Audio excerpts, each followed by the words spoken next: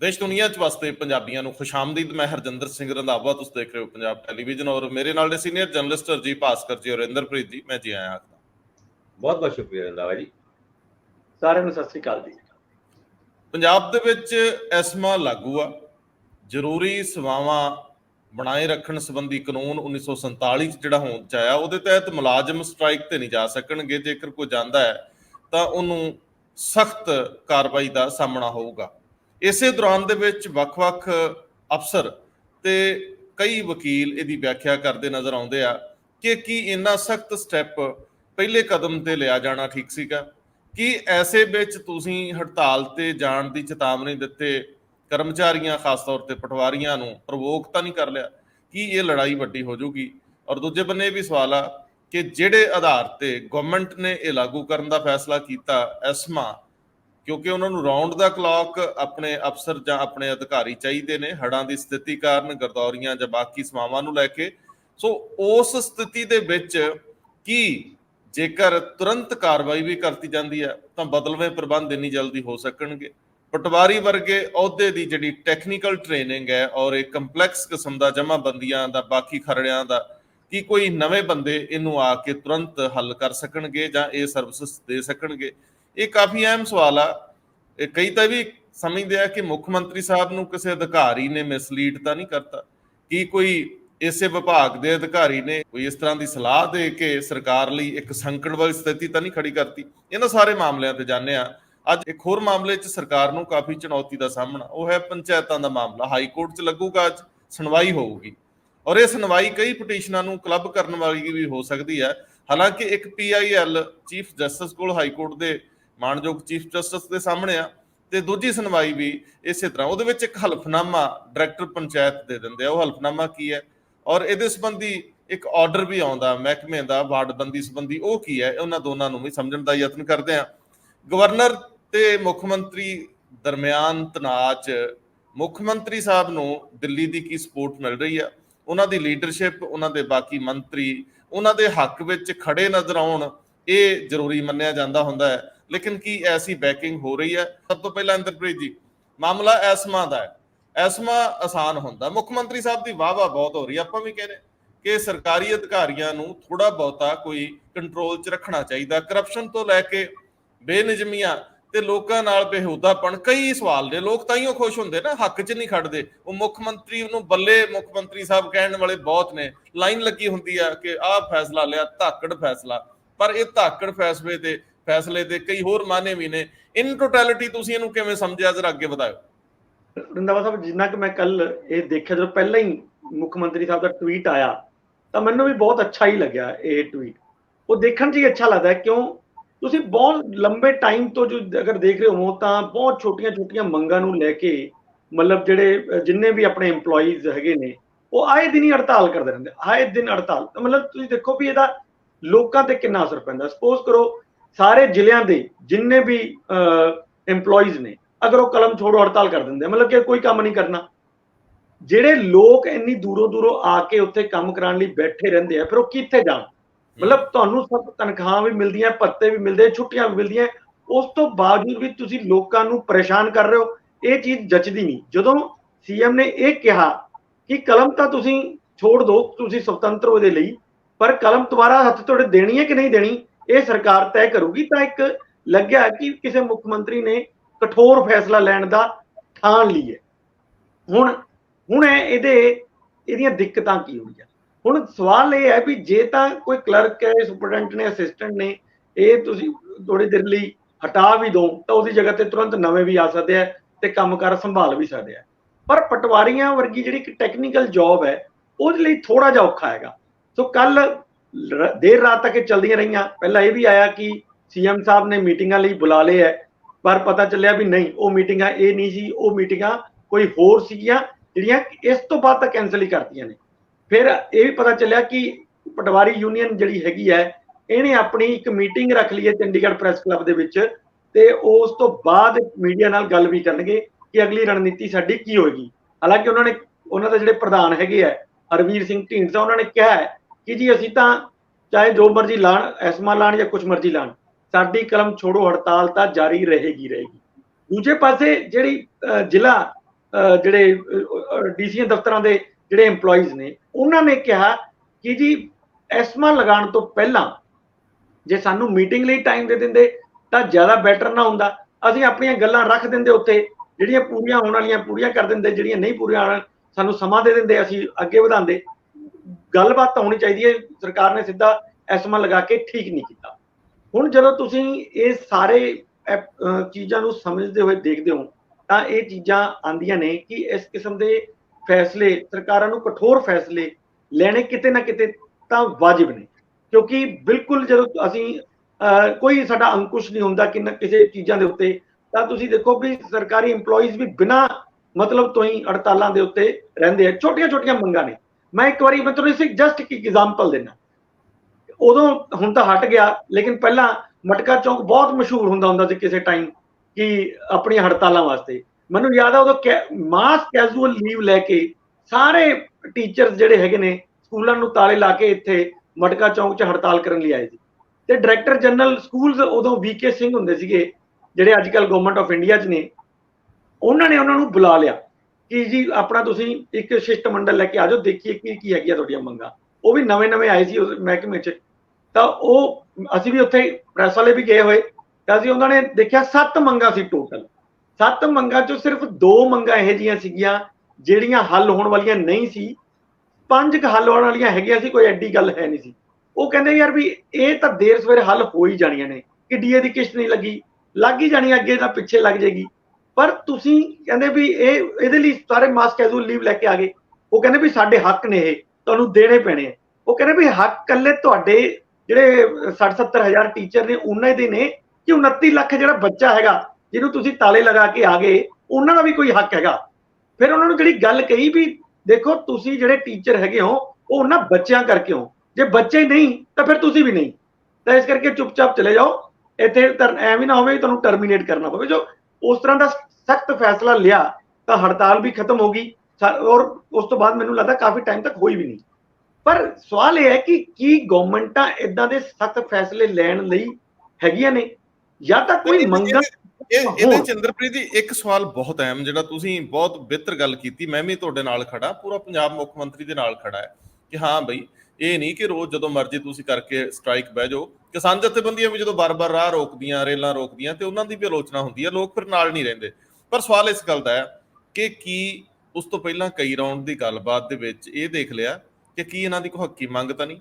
ਦੂਜੀ ਗੱਲ, ਕਈ ਮੰਗਾਂ ਜਿਵੇਂ ਤੁਸੀਂ ਗੱਲ ਕੀਤੀ ਮੰਨੀਆਂ ਜਾਣ ਵਾਲੀਆਂ ਤੇ ਉਹਨਾਂ ਨੂੰ ਮੰਨਣ 'ਚ ਕੀ ਹਰਜ ਆ। ਤੀਜੀ ਗੱਲ ਕਿ ਇਹ ਹੁੰਦਾ ਸਭ ਤੋਂ ਅਖੀਰ ਦੇ ਵਿੱਚ ਲਿਆ ਜਾਣ ਵਾਲਾ ਫੈਸਲਾ ਕਿ ਚਲੋ ਅਗਲੇ ਸਟ੍ਰਾਈਕ ਤੇ ਚਲੇ ਗਏ, 1 ਦਿਨ 2 ਦਿਨ ਸਾਰੀਆਂ ਮੀਟਿੰਗਾਂ ਫੇਲ ਹੋ ਰਹੀਆਂ ਨੇ, ਇੰਜ ਲੱਗਦਾ ਹੈ ਕਿ ਇਹਨਾਂ ਦੀ ਮੰਗ ਕੋਈ ਵੀ ਹੈ ਇਹੋ ਜਿਹੀ ਨਹੀਂ ਹੈਗੀ ਜਿਹੜੀ ਜਾਇਜ਼ ਹੋਵੇ, ਨਜਾਇਜ਼ ਤੇ ਹੱਕ ਮੰਗਾਂ ਨੇ, ਤੇ ਇਹਨਾਂ ਨੂੰ ਕੁਚਲਣਾ ਬਣਦਾ। ਇਹ ਤਾਂ ਸਾਨੂੰ ਡਰਾ ਰਹੇ, ਬਲੈਕਮੇਲਿੰਗ ਕਰ ਰਹੇ ਆ। ਮਤਲਬ ਇਹ ਜੇਕਰ ਪ੍ਰਭਾਵ ਜਾਣਾ ਸ਼ੁਰੂ ਹੋ ਜੇ, ਇਹ ਤਾਂ ਸਟੇਟ ਲਈ ਨੁਕਸਾਨਦਾਇਕ ਆ, ਇਹ ਇਸ ਵੇਲੇ ਲਈ ਨੁਕਸਾਨਦਾਇਕ ਆ। ਹੜ੍ਹਾਂ ਦੀਆਂ ਗਰਦੌਰੀਆਂ ਦਾ ਕੰਮ ਰੋਕਿਆ ਸਰ, ਮਤਲਬ ਫਰਦਰ ਟਾਈਮ ਬੀਇੰਗ ਜੇਕਰ ਕੋਈ 1 2 3 4 ਦਿਨ ਸਟ੍ਰਾਈਕ ਚੱਲਦੀ ਆ, ਜਾਂ ਬੜੀ ਵਾਰੀ ਤਾਂ 15 ਦਿਨ ਤੱਕ ਵੀ ਚੱਲਣ ਤੋਂ ਬਾਅਦ ਸਖਤ ਫੈਸਲੇ ਲਏ ਜਾਂਦੇ ਆ, ਕਿ ਮੁੱਖ ਮੰਤਰੀ ਸਾਹਿਬ ਨੂੰ ਕਿਸੇ ਨੇ ਐਸੀ ਸਲਾਹ ਬਹੁਤ ਜਲਦੀ ਕਰਨ ਲਈ ਤਾਂ ਨਹੀਂ ਦਿੱਤੀ? ਕਈ ਵਾਰੀ ਇਹ ਪ੍ਰੋਵੋਕੇਸ਼ਨ ਬਹੁਤ ਮਹਿੰਗੀ ਵੀ ਪੈ ਸਕਦੀ ਹੈ। ਜੇਕਰ ਲੀਕ ਮਾਰ ਕੇ ਸਾਰੇ ਖੜ ਜਾਂਦੇ, ਕੱਲ ਨੂੰ ਅਦਾਲਤਾਂ ਵਿੱਚੋਂ ਤਾਂ ਆਮ ਤੌਰ ਤੇ ਹੀ ਬਹਾਲ ਵੀ ਹੋ ਜਾਂਦੇ, ਤੁਸੀਂ ਸਸਪੈਂਡ ਵੀ ਕਰ ਦਿਓਗੇ, ਕੋਰਟਾਂ 'ਚ ਮਾਮਲੇ ਫਸ ਜਾਂਦੇ ਆ। ਸਾਰੀਆਂ ਗੱਲਾਂ ਸਰਕਾਰ ਆਪਣਾ ਜਿਹੜਾ ਉਹਨਾਂ ਕੋਲ ਅਖਤਿਆਰ ਆ ਉਹਨੂੰ ਐਕਸਰਸਾਈਜ਼ ਕਰ ਰਹੀ ਹੈ, ਅਸਮਾ ਲਾ ਕੇ। ਕੋਈ ਐਸੀ ਮੁਸ਼ਕਲ ਨਹੀਂ ਲਾਉਣਾ ਚਾਹੀਦਾ, ਕੰਮ ਮਾਰ ਕੇ ਟੰਗਣੇ ਚਾਹੀਦੇ ਆ, ਪਰ ਆਪਾਂ ਬਹੁਤ ਜਲਦੀ ਦੇ ਵਿੱਚ ਕਦਮ ਤਾਂ ਨਹੀਂ ਲੈ ਲਿਆ ਕਿਤੇ? ਮੇਰਾ ਇੱਕ ਸ਼ੰਕਾ ਹੀ ਹੈ, ਮੈਂ ਚਾਹੂੰਗਾ ਤੁਸੀਂ ਇੱਥੇ ਗੱਲ ਕਰਦੇ। ਮੈਂ ਇਸੇ ਗਲਤੀ ਅੱਗੇ ਆ ਰਿਹਾ ਸੀਗਾ ਕਿ ਅੱਗੇ ਹੁਣ ਜਦੋਂ ਆਪਾਂ ਗੱਲ ਕਰਦੇ ਹਾਂ ਵੀ EMPLOYEES ਦੀ ਡਿਮਾਂਡਸ ਕੀ ਹੈਗੀਆਂ ਨੇ, ਮੈਂ ਉਹਨਾਂ ਦੀ ਕੱਲ ਡਿਮਾਂਡ ਦੇਖ ਰਿਹਾ ਸੀ। ਜਿਵੇਂ ਉਹਨਾਂ ਦੀ ਇੱਕ ਸੀ ਵੀ ਸਾਨੂੰ 2.5 ਸਾਲ ਹੋ ਗਏ ਜੀ, ਸਾਨੂੰ ਪ੍ਰਮੋਸ਼ਨਾਂ ਨਹੀਂ ਮਿਲੀਆਂ ਹੈਗੀਆਂ। ਇਹ ਕੋਈ ਐਡੀ ਮੰਗ ਨਹੀਂ ਹੈ ਕਿ ਜਿਹੜੀ ਨਾ ਮੰਨੀ ਜਾ ਸਕਦੀ ਹੋਵੇ। ਰੂਟੀਨ ਦਾ ਮੈਟਰ ਹੈ ਇਹ, ਮਤਲਬ ਇਹ ਹੱਲ ਕੀਤੀ ਜਾਣ ਵਾਲੀ ਹੈ ਔਰ ਹੱਲ ਕਰ ਲਈ ਜਾਣੀ ਚਾਹੀਦੀ ਹੈ। ਫਿਰ ਉਹਨੇ ਕਿਹਾ ਵੀ ਸਾਡੇ EMPLOYEES ਬਹੁਤ ਘੱਟ ਨੇ, ਬਹੁਤ ਸਾਰੀਆਂ ਪੋਸਟਾਂ ਖਾਲੀ ਪਈਆਂ ਨੇ, ਉਹ ਪੋਸਟਾਂ ਨੂੰ ਭਰਨਾ ਬਣਦਾ ਹੈ। ਸੋ ਇਹ ਵੀ ਮਤਲਬ ਇਹ ਤਾਂ ਦੇਖੋ ਹੁਣ ਵਿੱਤੀ ਸਥਿਤੀ ਦੇ ਉੱਤੇ ਕਈ ਵਾਰ ਨਿਰਭਰ ਕਰਦਾ ਹੁੰਦਾ ਹੈ। ਇੱਕ ਵਾਰ ਮੈਨੂੰ ਯਾਦ ਹੈ ਮਨਪ੍ਰੀਤ ਬਾਦਲ ਹੋਰਾਂ ਨੇ ਕਿਹਾ ਸੀ ਵੀ ਸਿਰਫ 300 ਕਰੋੜ ਰੁਪਏ ਜੇ ਮੇਰੇ ਕੋਲ ਐਡੀਸ਼ਨਲ ਹੋਵੇ ਤਾਂ ਮੈਂ ਸਾਰੇ ਸਕੂਲ ਟੀਚਰਾਂ ਨਾਲ ਭਰਦਾ, ਕੋਈ ਪੋਸਟ ਖਾਲੀ ਨਾ ਰਹੇ। ਸੋ ਜਦੋਂ ਕਈ ਵਾਰ ਆਪਾਂ ਇਸ ਤਰ੍ਹਾਂ ਦੇ ਫੈਸਲੇ ਲੈਂਦੇ ਹਾਂ, ਸਰਕਾਰ ਵੀ ਇਸ ਤਰ੍ਹਾਂ ਦੇ ਫੈਸਲੇ ਲੈਂਦੀ ਹੈ ਜਿਸ 'ਚ ਜਿਹਦੀ ਡਿਮਾਂਡ ਹੀ ਨਹੀਂ ਹੁੰਦੀ। ਸਪੋਜ਼ ਕਰੋ ਜਿਵੇਂ ਹੁਣ ਬਿਜਲੀ ਦੇ ਬਿੱਲ ਨੇ, ਕਿਸੇ ਨੇ ਡਿਮਾਂਡ ਨਹੀਂ ਕੀਤੀ ਕਿ ਜੀ ਸਾਨੂੰ 300 ਯੂਨਿਟ ਫ੍ਰੀ ਚਾਹੀਦੀ ਹੈ। ਤੁਸੀਂ ਆਪਣੀ ਮਤਲਬ ਕਿ ਜਿੱਤਣ ਵਾਸਤੇ ਵੋਟਾਂ ਲੈਣ ਖਾਤਰ ਉਹ ਫੈਸਲਾ ਲੈ ਲਿਆ ਜਿਹਦੇ ਕਰਕੇ ਤੁਹਾਨੂੰ 6800 ਕਰੋੜ ਰੁਪਏ ਦਾ ਭਾਰ ਪਿਆ ਹੈ। ਹੁਣ ਉਹ 6800 ਕਰੋੜ ਦਾ ਭਾਰ ਜਾਂ ਤਾਂ ਉਹ ਸਹਿਣਾ ਪਊਗਾ ਬਹੁਤ ਸਾਰੀ ਥਾਵਾਂ ਤੇ ਹੋਰ ਕੱਟ ਲਗਾ ਕੇ। ਸੋ ਇਸ ਤਰ੍ਹਾਂ ਦੇ ਕਈ ਵਾਰੀ ਆ ਜਾਂਦੀਆਂ ਨੇ ਪ੍ਰੋਬਲਮਸ ਜਿੱਥੇ ਤੁਸੀਂ ਨਹੀਂ ਲੈ ਸਕਦੇ। ਪਰ ਤੁਹਾਡੀ ਗੱਲ ਬਿਲਕੁਲ ਠੀਕ ਹੈ ਕਿ ਐਸਮਾ ਮੈਨੂੰ ਲੱਗਦਾ ਕਿ ਉਦੋਂ ਲਗਾਇਆ ਜਾਣਾ ਚਾਹੀਦਾ ਸੀ ਜਦੋਂ ਗਵਰਨਮੈਂਟ ਦੇ ਹੱਥੋਂ ਗੱਲ ਬਿਲਕੁਲ ਹੀ ਨਿਕਲ ਜੇ ਕਿ ਜੀ ਅਸੀਂ ਬਾਰ-ਬਾਰ ਤੁਹਾਨੂੰ ਕਈ ਰਾਉਂਡ ਦੀ ਗੱਲ ਵੀ ਹੋਗੀ, ਆਹ ਤੁਹਾਡੀਆਂ ਮੰਗਾਂ ਵੀ ਅਸੀਂ ਮੰਨ ਲਈਆਂ, ਆਹ ਮੰਗਾਂ ਨਹੀਂ ਮੰਨਣ ਜਾ ਸਕਣ ਵਾਲੀਆਂ, ਫਿਰ ਵੀ ਤੁਸੀਂ ਜਿੱਦ ਹੋ ਔਰ ਸਰਕਾਰ ਦਾ ਕੰਮ ਸਫਰ ਕਰ ਰਿਹਾ। ਲੋਕ ਹੜ੍ਹਾਂ ਨਾਲ ਪਰੇਸ਼ਾਨ ਹੋਏ ਪਏ ਨੇ, ਪਹਿਲਾਂ ਹੀ ਉਹਨਾਂ ਨੂੰ ਰਾਹਤ ਸਮੱਗਰੀ ਨਹੀਂ ਮਿਲੀ ਜਾਂ ਤੁਸੀਂ ਹੜਤਾਲ ਕਰਕੇ ਬੈਠੇ ਹੋ, ਉੱਥੇ ਫਿਰ ਐਸਮਾ ਲਗਾਉਣਾ ਬਣਦਾ ਹੈ। ਪਰ ਹਜੇ ਤਾਂ ਉਹਨਾਂ ਨੇ 15 ਦਿਨ ਦਾ ਨੋਟਿਸ ਦਿੱਤਾ ਹੋਇਆ ਤੇ ਨੋਟਿਸ ਦੇ ਵਿੱਚ ਤਾਂ ਤੁਸੀਂ ਕਈ ਰਾਉਂਡ ਦੀਆਂ ਗੱਲਾਂ-ਬਾਤ ਕਰ ਸਕਦੇ ਹੋ ਉਹਨਾਂ ਨਾਲ। ਤੇ ਇਹ ਐਕਸਰਸਾਈਜ਼ ਮੈਨੂੰ ਲੱਗਦਾ ਕਿ ਕਰ ਲੈਣੀ ਚਾਹੀਦੀ ਸੀ ਉਹਨਾਂ। ਕਾਫੀ ਵੱਡੀ ਸੁਰਖੀ ਬਣਾ ਲਈ ਮੁੱਖ ਮੰਤਰੀ ਸਾਹਿਬ ਨੇ। ਮੈਨੂੰ ਲੱਗਦਾ ਇਹ ਸੁਰਖੀ ਤੋਂ ਬਾਅਦ ਜੇਕਰ ਇਹ ਜਥੇਬੰਦੀਆਂ ਅੜ ਜਾਂਦੀਆਂ ਤੇ ਇਹਨਾਂ ਦੀਆਂ ਭਰਾਤਰੀ ਜਥੇਬੰਦੀਆਂ ਵੀ ਨਾਲ ਅੜ ਜਾਂਦੀਆਂ। ਤੁਹਾਨੂੰ ਯਾਦ ਹੋਣਾ ਜਦੋਂ ਮਾਲ ਅਫਸਰਾਂ ਨੇ, ਤਹਿਸੀਲਦਾਰਾਂ ਨੇ ਸਟ੍ਰਾਈਕ ਦਾ ਇੱਕ ਅਲਟੀਮੇਟਮ ਜਿਹਾ ਦਿੱਤਾ ਸੀ, ਬਾਅਦ ਦੇ ਵਿੱਚ ਜਿਹੜੇ ਐਡੀਸ਼ਨਲ ਚੀਫ ਸੈਕਟਰੀ ਪੱਧਰ ਦੇ ਅਧਿਕਾਰੀ ਉਹਨਾਂ ਨਾਲ ਉਹਨਾਂ ਦੀ ਮੀਟਿੰਗ ਵੀ ਹੋਈ ਸੀ ਤੇ ਉਹਨਾਂ ਨੇ ਬੜੇ ਪਿਆਰ ਪਿਓਰ ਨਾਲ ਸਾਰੀ ਗੱਲ ਕਰ ਲਈ ਸੀ। ਆਪਾਂ ਜ਼ਿਕਰ ਵੀ ਕੀਤਾ ਸੀਗਾ ਕਿ ਕੋਈ ਗੱਲ ਹੀ ਨਹੀਂ ਸੀ। ਹੁਣ ਪਟਵਾਰੀਆਂ ਦਾ ਜਿਹੜਾ ਮਾਮਲਾ, ਤੁਸੀਂ ਦੋ ਗੱਲਾਂ ਬੜੀਆਂ ਭਾਸਕਰ ਸਾਹਿਬ ਇਹਨਾਂ ਨੇ ਵਧੀਆ ਰੱਖੀਆਂ।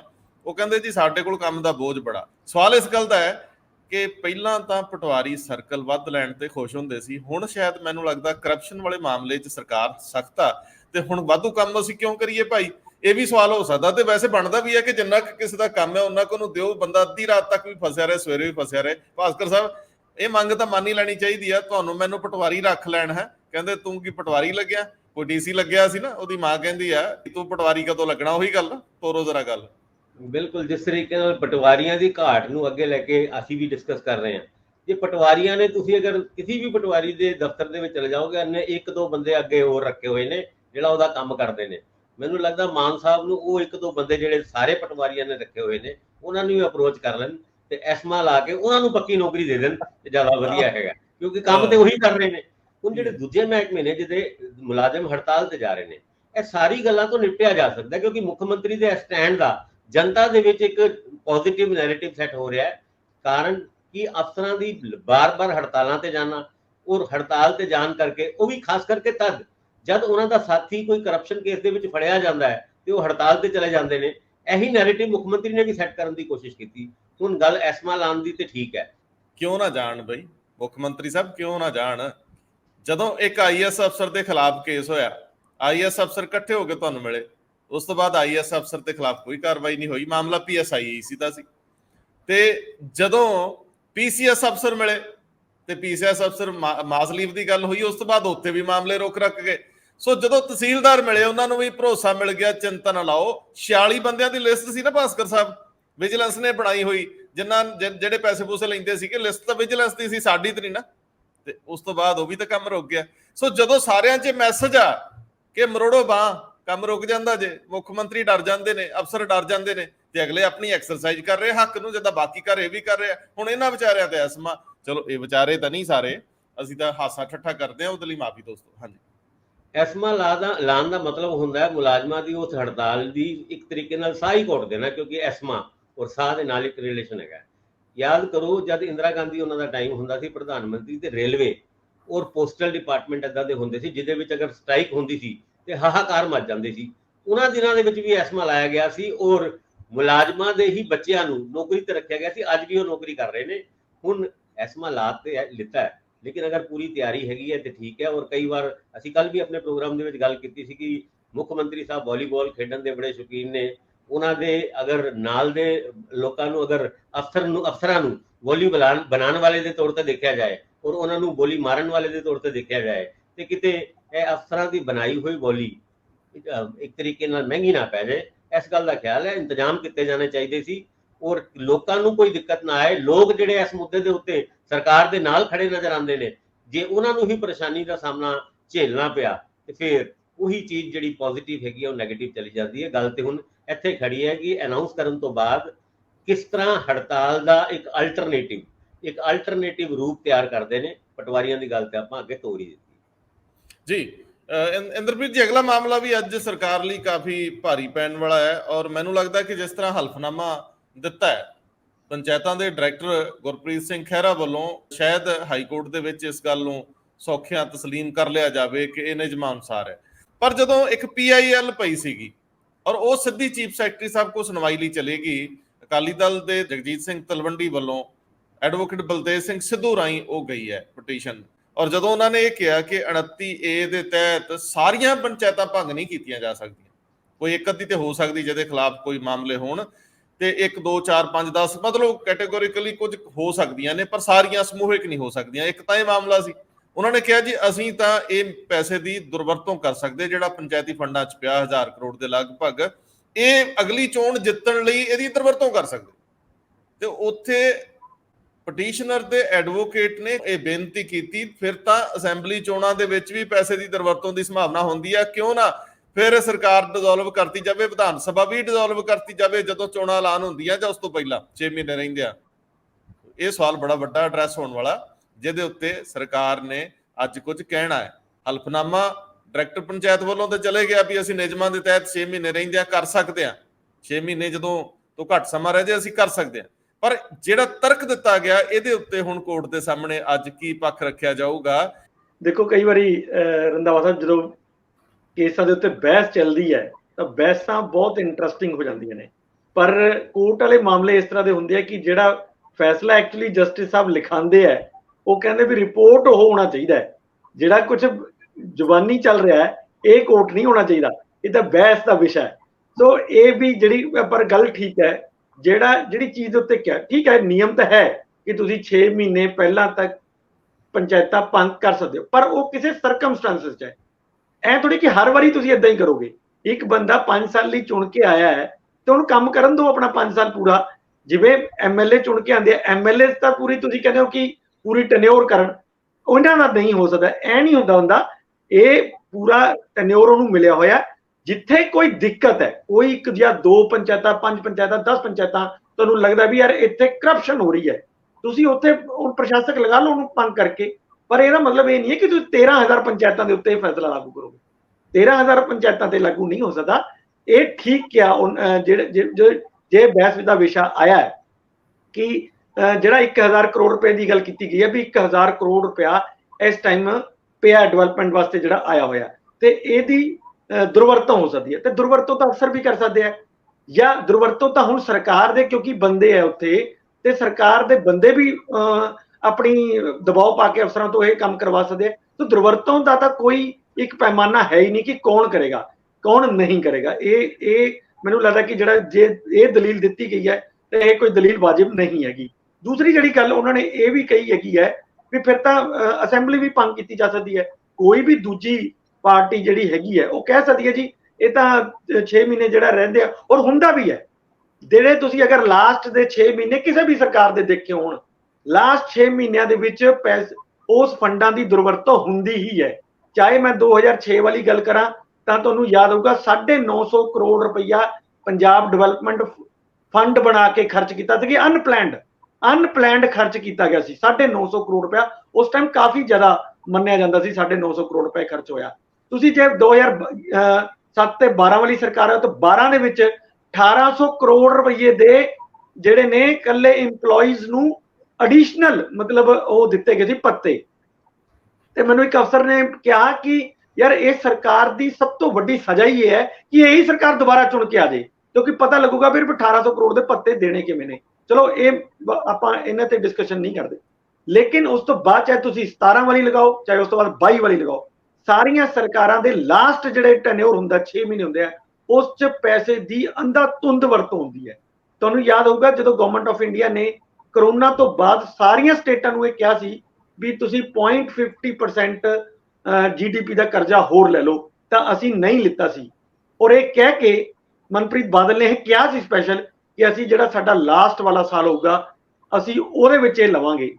ਉਹਦਾ ਸਾਫ਼ ਅਰਥ ਹੁੰਦਾ ਕਿ ਤੁਸੀਂ ਇਹ ਲਾਸਟ ਵਾਲਾ ਸਾਲ ਦੇ ਪੈਸੇ ਜਿੱਥੇ ਮਰਜ਼ੀ ਫਿਰ ਖਰਚ ਕਰੋ, ਔਰ ਡਿਵੈਲਪਮੈਂਟ ਦੇ ਨਾਂ ਤੇ ਖਰਚ ਕਰਨ ਦੇ ਲਈ ਹੁੰਦੇ ਨੇ, ਤੇ ਤੁਸੀਂ ਕਹੋ ਜੀ ਅਸੀਂ ਡਿਵੈਲਪਮੈਂਟ ਦੇ ਖਰਚ ਕਰ ਰਹੇ ਹਾਂ, ਪਰ ਅਨਪਲੈਨਡ ਖਰਚੇ ਹੁੰਦੇ ਨੇ, ਬਹੁਤ ਸਾਰੇ ਪੈਸੇ ਦੀ ਉਦੋਂ ਦੁਰਵਰਤੋਂ ਹੁੰਦੀ ਹੈ। ਇਹੀ ਜੇ ਇਹ ਦਲੀਲ ਹੈ ਫਿਰ ਤਾਂ ਫੰਡਾਂ ਦੀ ਦੁਰਵਰਤੋਂ ਇਹ ਵੀ ਕਰਦੇ ਨੇ ਤੇ ਇਹ ਵੀ ਫਿਰ ਭੰਗ ਕੀਤੀਆਂ ਜਾਣੀਆਂ ਬਣਦੀਆਂ ਨੇ 6 ਮਹੀਨੇ ਪਹਿਲਾਂ। ਬਿਲਕੁਲ ਠੀਕ ਹੈ, ਜਿਹੜਾ ਖਹਿਰਾ ਸਾਹਿਬ ਨੇ ਇਹ ਕਿਹਾ ਕਿ ਇਸ ਦਾ ਨਿਯਮਾਂ ਦੇ ਤਹਿਤ ਹੀ ਸਾਰਾ ਕੁਝ ਕੀਤਾ ਹੈ। ਭਾਸਕਰ ਸਾਹਿਬ, ਹੁਣ ਅੱਜ ਦੇਖਣ ਵਾਲੀ ਗੱਲ ਆ, ਸ਼ਾਇਦ ਅੱਜ ਅੰਤਮ ਫੈਸਲੇ ਲਈ ਗਵਰਨਮੈਂਟ ਪੂਰਾ ਟਿੱਲ ਲਾਊਗੀ ਆਪਣੇ ਵਕੀਲਾਂ ਨੂੰ ਅੱਜ ਹਾਜ਼ਰ ਰਹਿਣ ਲਈ ਕਿਹਾ ਜਾਊਗਾ ਵੀ ਇੱਧਰ ਉੱਧਰ ਨਹੀਂ ਫਿਰਨਾ। ਐਡਵੋਕੇਟ ਜਨਰਲ ਸਾਹਿਬ ਵੀ ਮੈਨੂੰ ਲੱਗਦਾ ਹਾਜ਼ਰ ਹੋਣਗੇ। ਪਿਛਲੀ ਸੁਣਵਾਈ ਲਈ ਉਹ ਸਪੈਸ਼ਲ ਆਏ ਸੀ ਜਦੋਂ ਇਹ ਬਹਿਸ ਚੱਲਦੀ ਪਈ ਸੀ ਵੀ ਕੰਮ ਖਰਾਬ ਹੋ ਰਿਹਾ, ਹੁਣ ਜਾਣਾ ਪੈਣਾ। ਤੇ ਖੈਰ ਮੈਂ ਅੱਗੇ ਚੱਲੂੰਗਾ। ਗਵਰਨਰ ਸਾਹਿਬ ਦਾ ਮਾਮਲਾ ਕਾਫੀ ਉਲਝਿਆ ਹੋਇਆ। ਭਾਸਕਰ ਸਾਹਿਬ, ਉਸ ਤੋਂ ਪਹਿਲਾਂ ਆਪਾਂ ਗਵਰਨਰ ਸਾਹਿਬ ਵੱਲ ਚੱਲੀਏ। ਮੈਨੂੰ ਲੱਗਦਾ ਇਹ ਦੋ ਅਫਸਰਾਂ ਦੀ ਕਾਫੀ ਕਹਾਣੀ ਵਧੀਆ ਹੈ, ਇਹਦੇ ਉੱਤੇ ਜ਼ਰੂਰ ਚੱਲ ਜੀਏ। ਅਫਸਰਾਂ ਨੇ ਸਰਕਾਰਾਂ ਚਲਾਉਣੀਆਂ ਹੁੰਦੀਆਂ ਤੇ ਅਫਸਰ ਸਰਕਾਰਾਂ ਨੂੰ ਉਲਝਾ ਵੀ ਦਿੰਦੇ ਆ। ਦਿੱਲੀ ਦੇ ਵਿੱਚ ਇੱਕ ਅਫਸਰ ਨੇ ਉਹਨਾਂ ਨੂੰ ਪੜ੍ਹਨੇ ਪਾਇਆ ਤੇ ਸਾਡੇ ਇੱਕ ਅਫਸਰ ਦੇ ਖਿਲਾਫ ਕਾਰਵਾਈ ਲਈ ਗੱਲ ਤੋਰੀ ਨਹੀਂ ਰਹੀ। ਮਾਮਲਾ ਲੋੜੋਂ ਜ਼ਿਆਦਾ ਪੈਸੇ, ਸਰਕਾਰੀ ਪੈਸੇ ਲੋਕਾਂ ਨੂੰ ਦੇ ਦੇਣ ਦਾ ਹੈ, ਜ਼ਮੀਨਾਂ ਅਕਵਾਇਰ ਕਰਨ ਦਾ ਮਾਮਲਾ। ਇੱਕ ਡਿਵੀਜ਼ਨਲ ਕਮਿਸ਼ਨਰ ਇਹਦੇ ਵਿੱਚ ਅਥਾਰਟੀ ਹੁੰਦਾ ਹੈ ਤੇ ਉਹਨੇ ਆਪਣੀ ਇਸ ਅਥਾਰਟੀ ਨੂੰ ਰੱਜ ਕੇ ਵਰਤਿਆ। ਹੁਣ ਜਾਂਚ ਤੁਰੂ ਜਾਂ ਨਹੀਂ ਤੁਰੂ, ਮਾਮਲਾ ਮੁੱਖ ਮੰਤਰੀ ਦੇ ਦਰਬਾਰ 'ਚ ਜਾਣ ਵਾਲਾ ਪਤਾ ਲੱਗਿਆ। ਜਿੱਥੇ ਤੱਕ ਅਫਸਰਾਂ ਦੀ ਗੱਲ ਹੈਗੀ ਹੈ, ਅਫਸਰਾਂ ਦੇ ਮਾਮਲੇ ਦੇ ਵਿੱਚ ਸਰਕਾਰਾਂ ਹਮੇਸ਼ਾ pick and choose the policy ਅਪਣਾਉਂਦੀ ਹੈ। ਕਿਹੜੇ ਅਫਸਰ ਨੂੰ ਰਾਹਤ ਤੇ ਕਿਹੜੇ ਨੂੰ ਟੰਗਣਾ ਹੈ, ਇਹ ਵੀ ਸਰਕਾਰਾਂ ਕਈ ਵਾਰ ਸਰਕਾਰ ਦੇ ਦਰਬਾਰ ਦੇ ਵਿੱਚ ਹੀ ਡਿਸਾਈਡ ਕਰਦੇ ਆ ਵੀ ਕੀ ਕਰਨਾ ਹੈ। ਐਦਾਂ ਹੀ ਇੱਕ ਅਫਸਰ ਦੀ ਗੱਲ ਚੱਲੀ ਹੈ। ਇੱਕ ਡਿਵੀਜ਼ਨਲ ਕਮਿਸ਼ਨਰ ਹੁੰਦੇ ਸੀਗੇ, ਆਪਾਂ ਨਾਂ ਨਹੀਂ ਲੈਣਾ ਕਿਉਂਕਿ ਅਸੀਂ ਤੈਅ ਕੀਤਾ ਹੈ ਕਿ ਅਸੀਂ ਜਦ ਤੱਕ ਇਹ ਜਾਂਚ ਅੱਗੇ ਨਹੀਂ ਜਾਂਦੀ ਅਸੀਂ ਨਾਂ ਨਹੀਂ ਲਵਾਂਗੇ। ਪਰ ਉਹਨਾਂ ਦੀ ਜਾਂਚ ਦੇ ਉੱਤੇ ਰੋਕ ਦੇ ਆਰਡਰ, ਕੁਝ ਲੋਕ ਕਹਿੰਦੇ ਨੇ ਕਿ ਪਿਛਲੇ ਮੁੱਖ ਸਕੱਤਰ ਨੇ ਲਿਖਤੀ ਹੈ ਚਿੱਠੀ ਕਿ ਵੀ ਜਿਹੜੀ ਵੀ ਜਾਂਚ ਕਰ ਰਹੀ ਹੈ ਇਹਨੂੰ ਰੋਕੋ। ਤੇ ਹੁਣ ਦੇ ਚੀਫ ਸਕੱਤਰ ਨੇ ਉਸ ਰੋਕੀ ਹੋਈ ਜਾਂਚ ਨੂੰ ਅੱਗੇ ਵਧਾਉਣ ਦੇ ਵਾਸਤੇ ਕੀ ਕੀਤਾ, ਇਹ ਵੀ ਗੱਲਾਂ ਆਉਣ ਵਾਲੇ ਟਾਈਮ ਵਿੱਚ ਸਾਹਮਣੇ ਆ ਜਾਣਗੀਆਂ। ਪਰ ਨੀਲਿਮਾ ਦੇ ਕੇਸ ਦੇ ਵਿੱਚ ਤੁਹਾਨੂੰ ਯਾਦ ਹੋਏਗਾ, ਉਹਨਾਂ ਦੇ ਖਿਲਾਫ FIR ਦਰਜ ਕਰਨ ਦੇ ਬਾਵਜੂਦ ਜਦ IAS ਆਫੀਸਰ ਐਸੋਸੀਏਸ਼ਨ ਨੇ ਮੁੱਖ ਮੰਤਰੀ ਦੇ ਦਫ਼ਤਰ ਦੇ ਵਿੱਚ ਇੱਕ ਸਟੈਂਡ ਲਿੱਤਾ ਸੀਗਾ, ਉਸ ਤੋਂ ਬਾਅਦ ਉਹ ਜਾਂਚ ਇੱਕ ਕਦਮ ਵੀ ਅੱਗੇ ਨਹੀਂ ਤੁਰੀ। ਬਲਕਿ ਸੁਪਰੀਮ ਕੋਰਟ ਨੇ ਵੀ ਉਹਦੇ ਵਾਸਤੇ 4 ਹਫ਼ਤਿਆਂ ਦੀ ਰੋਕ ਲਾਈ ਸੀ। ਉਹ 4 ਹਫ਼ਤੇ ਵੀ ਕਾਫੀ ਦਿਨਾਂ ਪਹਿਲੇ ਮੁੱਕ ਗਏ ਸੀ। ਉਸ ਤੋਂ ਬਾਅਦ ਇਹ ਮਾਮਲਾ ਠੱਪ ਹੁੰਦਾ ਹੋਇਆ ਨਜ਼ਰ ਆਉਂਦਾ। ਔਰ ਇਸ ਤਰ੍ਹਾਂ ਦਾ ਹੀ ਮਾਮਲਾ ਜਿਸ ਅਫਸਰ ਦੀ ਅਸੀਂ ਹੁਣੇ ਗੱਲ ਕਰ ਰਹੇ ਹਾਂ ਉਹਨਾਂ ਦੇ ਬਾਰੇ 'ਚ ਕਹਿ ਰਹੇ ਹਾਂ। ਹੁਣ ਗੱਲ ਕਰ ਰਹੇ ਹਾਂ ਦਿੱਲੀ ਸਰਕਾਰ ਦੀ। ਦਿੱਲੀ ਸਰਕਾਰ ਦੇ ਵਿੱਚ ਵੀ ਜਦੋਂ ਤੋਂ ਇਹ ਲੋਕ ਸਭਾ, ਰਾਜ ਸਭਾ ਤੇ ਫਿਰ ਰਾਸ਼ਟਰਪਤੀ ਨੇ ਸਾਈਨ ਕਰਕੇ ਉਹ ਦਿੱਲੀ ਦਾ ਜਿਹੜਾ ਐਕਟ ਨਵਾਂ ਬਣਵਾਇਆ ਸਰਵਿਸਿਜ਼ ਦਾ, ਉਸ ਤੋਂ ਬਾਅਦ ਪਤਾ ਸੀਗਾ ਕਿਉਂਕਿ ਪਹਿਲੇ ਇਹ ਗੱਲ ਚਲੀ ਵੀ ਸੀਗੀ ਕਿ ਮੁੱਖ ਮੰਤਰੀ ਕੇਜਰੀਵਾਲ ਜਿਹੜੇ ਉਸ ਅਥਾਰਟੀ ਦੇ ਚੇਅਰਮੈਨ ਨੇ, ਉਹ ਉਸ ਮੀਟਿੰਗ ਦੇ ਵਿੱਚ ਨਹੀਂ ਜਾ ਰਹੇ, ਜਿਹਦੇ ਕਰਕੇ 21 ਦੇ ਕਰੀਬ ਅਫਸਰਾਂ ਦੀ ਪੋਸਟਿੰਗ ਜਿਹੜੇ ਨਵੇਂ ਅਪਾਇੰਟ ਹੋਏ ਨੇ ਉਹ ਘਰੋਂ ਆਉਂਦੇ ਨੇ, ਕੁਰਸੀ ਤੇ ਬੈਠਦੇ ਨੇ ਤੇ 31 ਤਰੀਕ ਨੂੰ ਤਨਖਾਹ ਲੈ ਕੇ ਘਰ ਚਲੇ ਜਾਂਦੇ ਨੇ, ਉਹਨਾਂ ਦੀ ਪੋਸਟਿੰਗ ਨਹੀਂ ਹੋ ਪਾ ਰਹੀ। ਹੁਣ ਜਿਹੜੀ ਅਤੀਸ਼ੀ ਹੈ ਦਿੱਲੀ ਸਰਕਾਰ ਦੀ ਮੰਤਰੀ ਹੈ, ਹੁਣ ਬਹੁਤ ਵੱਡੀ ਮੰਤਰੀ ਬਣ ਚੁੱਕੀ ਹੈ, ਉਹਨਾਂ ਨੇ ਇਹ ਗੱਲ ਕਹੀ ਕਿ ਪ੍ਰਿੰਸੀਪਲ ਸੈਕਟਰੀ ਨੂੰ ਦਿੱਲੀ ਹਾਈ ਕੋਰਟ ਨੇ GST ਦੇ ਮਾਮਲੇ ਦੇ ਵਿੱਚ ਦਿੱਲੀ ਸਰਕਾਰ ਦੇ ਖਿਲਾਫ ਜਿਹੜਾ ਫੈਸਲਾ ਦਿੱਤਾ ਸੀ ਉਹਦੇ ਵਾਸਤੇ ਰਿਵਿਊ ਪਟੀਸ਼ਨ ਪਾਉਣ ਵਾਸਤੇ ਅਸੀਂ ਸੁਪਰੀਮ ਕੋਰਟ ਦੇ ਵਿੱਚ PIL ਪਾਉਣ ਵਾਸਤੇ ਅਫਸਰ ਸਾਹਿਬਾਨ ਨੂੰ ਕਿਹਾ ਸੀਗਾ। ਔਰ ਜਦ ਇਹ ਪਟੀਸ਼ਨ ਪਾਉਣ ਦੀ ਵਾਰੀ ਆਈ ਤੇ 2 ਦਿਨ ਪਹਿਲੇ 40 ਪੰਨਿਆਂ ਦਾ ਲੈਟਰ ਪ੍ਰਿੰਸੀਪਲ ਸੈਕਟਰੀ ਸਾਹਿਬ ਨੇ ਦੇ ਦਿੱਤਾ ਕਿ ਵੀ ਨਹੀਂ, ਅਸੀਂ ਤੇ ਪਟੀਸ਼ਨ ਪਾ ਹੀ ਨਹੀਂ ਸਕਦੇ। ਉਹ ਜਿਹੜਾ ਮਾਮਲਾ ਸੀਗਾ, ਜਿਹਦਾ ਡਰ ਸੀਗਾ, ਜਿਹਦਾ ਟਕਰਾਵ ਦਾ, ਜਾਂ ਕਹੀਏ ਕਿ ਦਿੱਲੀ ਦੀ ਸਰਕਾਰ ਹੁਣ ਬੇਸਿਕਲੀ ਕੁਰਸੀ ਤੇ ਬਹਿਣ ਵਾਲੀ ਸਰਕਾਰ ਬਣ ਕੇ ਰਹਿ ਗਈ ਹੈ, ਉਹ ਗੱਲਾਂ ਹੌਲੇ ਹੌਲੇ ਕਰਕੇ ਸਾਹਮਣੇ ਆ ਰਹੀਆਂ। ਕਿਉਂਕਿ ਜਦ ਸਰਕਾਰ ਦਾ ਹੁਕਮ ਅਫਸਰ ਨਾ ਮੰਨਣ ਔਰ ਸਰਕਾਰ ਅਫਸਰ ਦੇ ਖਿਲਾਫ ਕੁਝ ਨਾ ਕਰਨ ਜਾਂ ਕੁਝ ਨਾ ਕਰ ਸਕਣ ਤੇ ਫਿਰ ਸਰਕਾਰ ਨਾਲ ਦੀ ਕੋਈ ਚੀਜ਼ ਹੀ ਨਹੀਂ ਹੁੰਦੀ। ਹੁਣ ਹੌਲੇ ਹੌਲੇ ਕਰਕੇ ਦਿੱਲੀ ਦੀ ਉਹ ਤਸਵੀਰ ਉਸ ਰਾਜ ਸਭਾ ਔਰ ਰਾਸ਼ਟਰਪਤੀ ਦੇ ਸਾਈਨ ਹੋਏ ਐਕਟ ਤੋਂ ਬਾਅਦ ਹੌਲੇ ਹੌਲੇ ਸਾਫ਼ ਹੋਣੀ ਸ਼ੁਰੂ ਹੋਈ। ਵੈਸੇ ਇੰਦਰਪ੍ਰੀਤ ਜੀ, ਅਫਸਰ ਹੀ ਹੁੰਦੇ ਆ ਜਿਹੜੇ ਨਵੇਂ ਚੁਣ ਕੇ ਆਏ ਲੋਕਾਂ ਨੂੰ ਟ੍ਰੇਨਡ ਕਰ ਦਿੰਦੇ ਆ, ਉਹਨਾਂ ਨੂੰ ਵੱਡੇ ਬਣਾ ਦਿੰਦੇ, ਕਿਉਂਕਿ ਫੈਸਲੇ ਤਾਂ ਅਖੀਰ ਦੇ ਵਿੱਚ ਪੋਲੀਟੀਕਲੀ ਮੰਨੇ ਜਾਂਦੇ ਆ, ਲੇਕਿਨ ਉਹਨਾਂ ਦੀ ਬੁਨਿਆਦ ਵਿੱਚ ਅਫਸਰਾਂ ਦਾ ਵਿਜ਼ਨ ਪਿਆ ਹੁੰਦਾ ਜਿਨ੍ਹਾਂ ਨੇ ਸਾਲਾਂ ਤੋਂ ਚੀਜ਼ਾਂ ਦੇ ਨਾਲ ਅੱਗੇ ਵਧੇ ਹੁੰਦੇ ਨੇ। ਹੁਣ ਇੱਕ ਮੁੱਖ ਮੰਤਰੀ ਨੂੰ ਕਿਹੜੇ ਫੈਸਲੇ ਬਿਨਾਂ ਪੈਸਿਆਂ ਤੋਂ ਲਏ ਜਾਣ ਵਾਲੇ ਸੀਗੇ ਉਹਦੇ ਸੰਬੰਧੀ ਉਹਨਾਂ ਦੀ ਟੀਮ ਨੇ ਦੱਸਣਾ ਸੀ। ਚਲੋ ਅਨੁਰਾਗ ਵਰਮਾ ਤਾਂ ਥੋੜੀ ਦੇਰ ਪਹਿਲਾਂ ਆਏ ਨੇ, ਕੁਦਰਤੀ ਤੌਰ ਤੇ ਅਸੀਂ ਉਹਨਾਂ ਨੂੰ ਸੁਰਖਰੂ ਨਹੀਂ ਕਰ ਸਕਦੇ, ਲੇਕਿਨ ਫਾਰ ਦਾ ਟਾਈਮ ਬੀਇੰਗ ਉਹ ਬਰੀ ਨੇ ਕਿ ਉਹਨਾਂ ਨੇ ਅਜੇ ਆਪਣੀਆਂ ਇਨਪੁਟਸ ਦੇਣੀਆਂ ਹੋਣਗੀਆਂ ਪੂਰੀ ਤਰ੍ਹਾਂ। 1.5 ਸਾਲ ਦੇ ਵਿੱਚ ਅਧਿਕਾਰੀਆਂ ਨੇ ਮੁੱਖ ਮੰਤਰੀ ਨੂੰ ਉਹ ਸਾਰੇ ਕੰਮ ਜਿਹੜੇ ਪਹਿਲ ਦੇ ਆਧਾਰ ਤੇ ਹੋ ਸਕਦੇ ਆ ਤੇ ਲੋਕਾਂ ਨੂੰ ਬਹੁਤ ਰਾਹਤ ਮਿਲ ਸਕਦੀ, ਮਤਲਬ ਜਿਵੇਂ ਜਿਹੜੀਆਂ ਸਰਵਿਸਿਜ਼ ਨੇ ਲੋਕਾਂ ਦੇ ਘਰਾਂ ਤੇ ਦਰਾਂ ਤੇ ਮਿਲ ਸਕਦੀਆਂ, ਆਨਲਾਈਨ ਮਿਲ ਸਕਦੀਆਂ, ਬਹੁਤ ਸਾਰੇ ਕੰਮ ਫਜ਼ੂਲ ਨੇ ਉਹਨਾਂ ਤੋਂ ਬਚਿਆ ਜਾ ਸਕਦਾ ਹੈ। ਇਹਨਾਂ ਚੀਜ਼ਾਂ ਦੇ ਵਿੱਚ ਲੋਕਾਂ ਦਾ ਸਾਹ ਸੌਖਾ, ਦਫ਼ਤਰਾਂ ਦੀ ਖੱਜਲ ਖੁਆਰੀ, ਬੜੇ ਮਾਮਲੇ ਸੀ ਜਿਹੜੇ ਬਿਨਾਂ ਪੈਸਿਆਂ ਤੋਂ ਹੋ ਜਾਣੇ ਸੀ, ਗੱਲ ਕੱਖ ਵੀ ਨਹੀਂ ਸੀ ਹੈਗੀ। ਸੋ ਮੈਨੂੰ ਲੱਗਦਾ ਕਿ ਇੱਕ ਤਾਂ ਉਹ ਪਹਿਲੂ, ਦੂਜਾ ਪਹਿਲੂ ਕਿ ਕਈ ਅਫਸਰਾਂ ਨੇ ਰੱਜ ਕੇ ਨਜਾਇਜ਼ ਵੀ ਕੀਤੀਆਂ। ਹੁਣ ਜਿਹੜਾ ਇਹੀ ਮਾਮਲਾ ਸੀਗਾ ਜਿਸ ਮਾਮਲੇ ਦੇ ਵਿੱਚ ਜਾਂਚ ਰੋਕਣ ਲਈ ਕਿਹਾ ਗਿਆ, ਅੱਜ ਸਾਰੇ ਹੀ ਚਲਾਈ ਜਾਂਦੇ ਆ, ਤੁਸੀਂ ਕਹੋਗੇ ਅਸੀਂ ਵੀ ਭਰਮ ਜਿਹਾ ਪੈਦਾ ਕਰਤਾ ਜੀ। ਇੱਕ ਸੀਨੀਅਰ IAS ਅਧਿਕਾਰੀ ਨੇ, ਮੈਂ ਥੋੜਾ ਜਿਹਾ ਹਿੰਟ ਦੇ ਦਿੰਦਾ, ਸੱਸਾ ਗੱਗਾ ਉਹਨਾਂ ਦੇ ਨਾਂ 'ਚ ਆਉਂਦਾ ਹੈ, ਤੇ ਇੰਦਰਪ੍ਰੀਤ ਜੀ, ਇਸ ਮਾਮਲੇ ਨੂੰ ਥੋੜਾ ਜਿਹਾ ਦੱਸ ਦਿਓ ਵੀ ਜ਼ਮੀਨਾਂ ਅਕਵਾਇਰ ਕਰਨ ਦੇ ਮਾਮਲੇ 'ਚ ਝੋਲ ਕੀ ਸੀਗਾ? ਮਤਲਬ ਪੈਸੇ ਕਿਸੇ ਦੀ ਜੇਬ 'ਚ ਚਲੇ ਗਏ, ਸਰਕਾਰੀ ਖਜ਼ਾਨੇ ਨੂੰ ਚੂਨਾ ਲੱਗ ਗਿਆ, ਜਾਂ ਲੋਕਾਂ ਦਾ ਨੁਕਸਾਨ ਹੋਇਆ, ਕੀ ਹੋਇਆ? ਰੰਧਾਵਾ ਸਾਹਿਬ, ਜਿਹੜੀ ਇਹ ਨੈਸ਼ਨਲ ਹਾਈਵੇਜ਼ ਬਣੇ ਨੇ, ਜਿਵੇਂ ਜਿਵੇਂ ਇੱਥੋਂ ਜਿਹੜਾ ਰੋਪੜ ਤੋਂ ਜਲੰਧਰ ਤੱਕ ਵਾਲਾ ਹੈਗਾ, ਜਾਂ ਹੋਰ ਜਿੰਨੇ ਵੀ ਹਾਈਵੇਜ਼ ਨਵੇਂ ਬਣੇ ਨੇ, ਉਹਨਾਂ ਦੀ ਜ਼ਮੀਨਾਂ ਜਿਹੜੀਆਂ ਪਹਿਲਾਂ ਐਕਵਾਇਰ ਕੀਤੀਆਂ, ਜਿਸ ਵੀ ਰੇਟ ਤੇ ਐਕਵਾਇਰ ਕੀਤੀਆਂ ਹੋਣੀਆਂ, ਮੈਨੂੰ ਨਹੀਂ ਪਤਾ ਹੁਣ ਕਿਸ ਡਿਸਟ੍ਰਿਕਟ ਦਾ ਕੀ ਰੇਟ ਹੈਗਾ, ਜਿਹੜਾ ਕਲੈਕਟਰ ਰੇਟ ਹੁੰਦੇ ਆ ਉਸ ਦੇ ਉੱਪਰ ਫਿਰ ਤੁਸੀਂ 30% ਦਿੰਦੇ ਹੋ, ਉਜਾੜਾ ਪੱਤਾ, ਫਿਰ ਹੋਰ ਕਈ ਤਰ੍ਹਾਂ ਦੀਆਂ ਚੀਜ਼ਾਂ ਮਿਲਾ ਕੇ ਇੱਕ ਰੇਟ ਤੈਅ ਹੁੰਦਾ ਹੈ।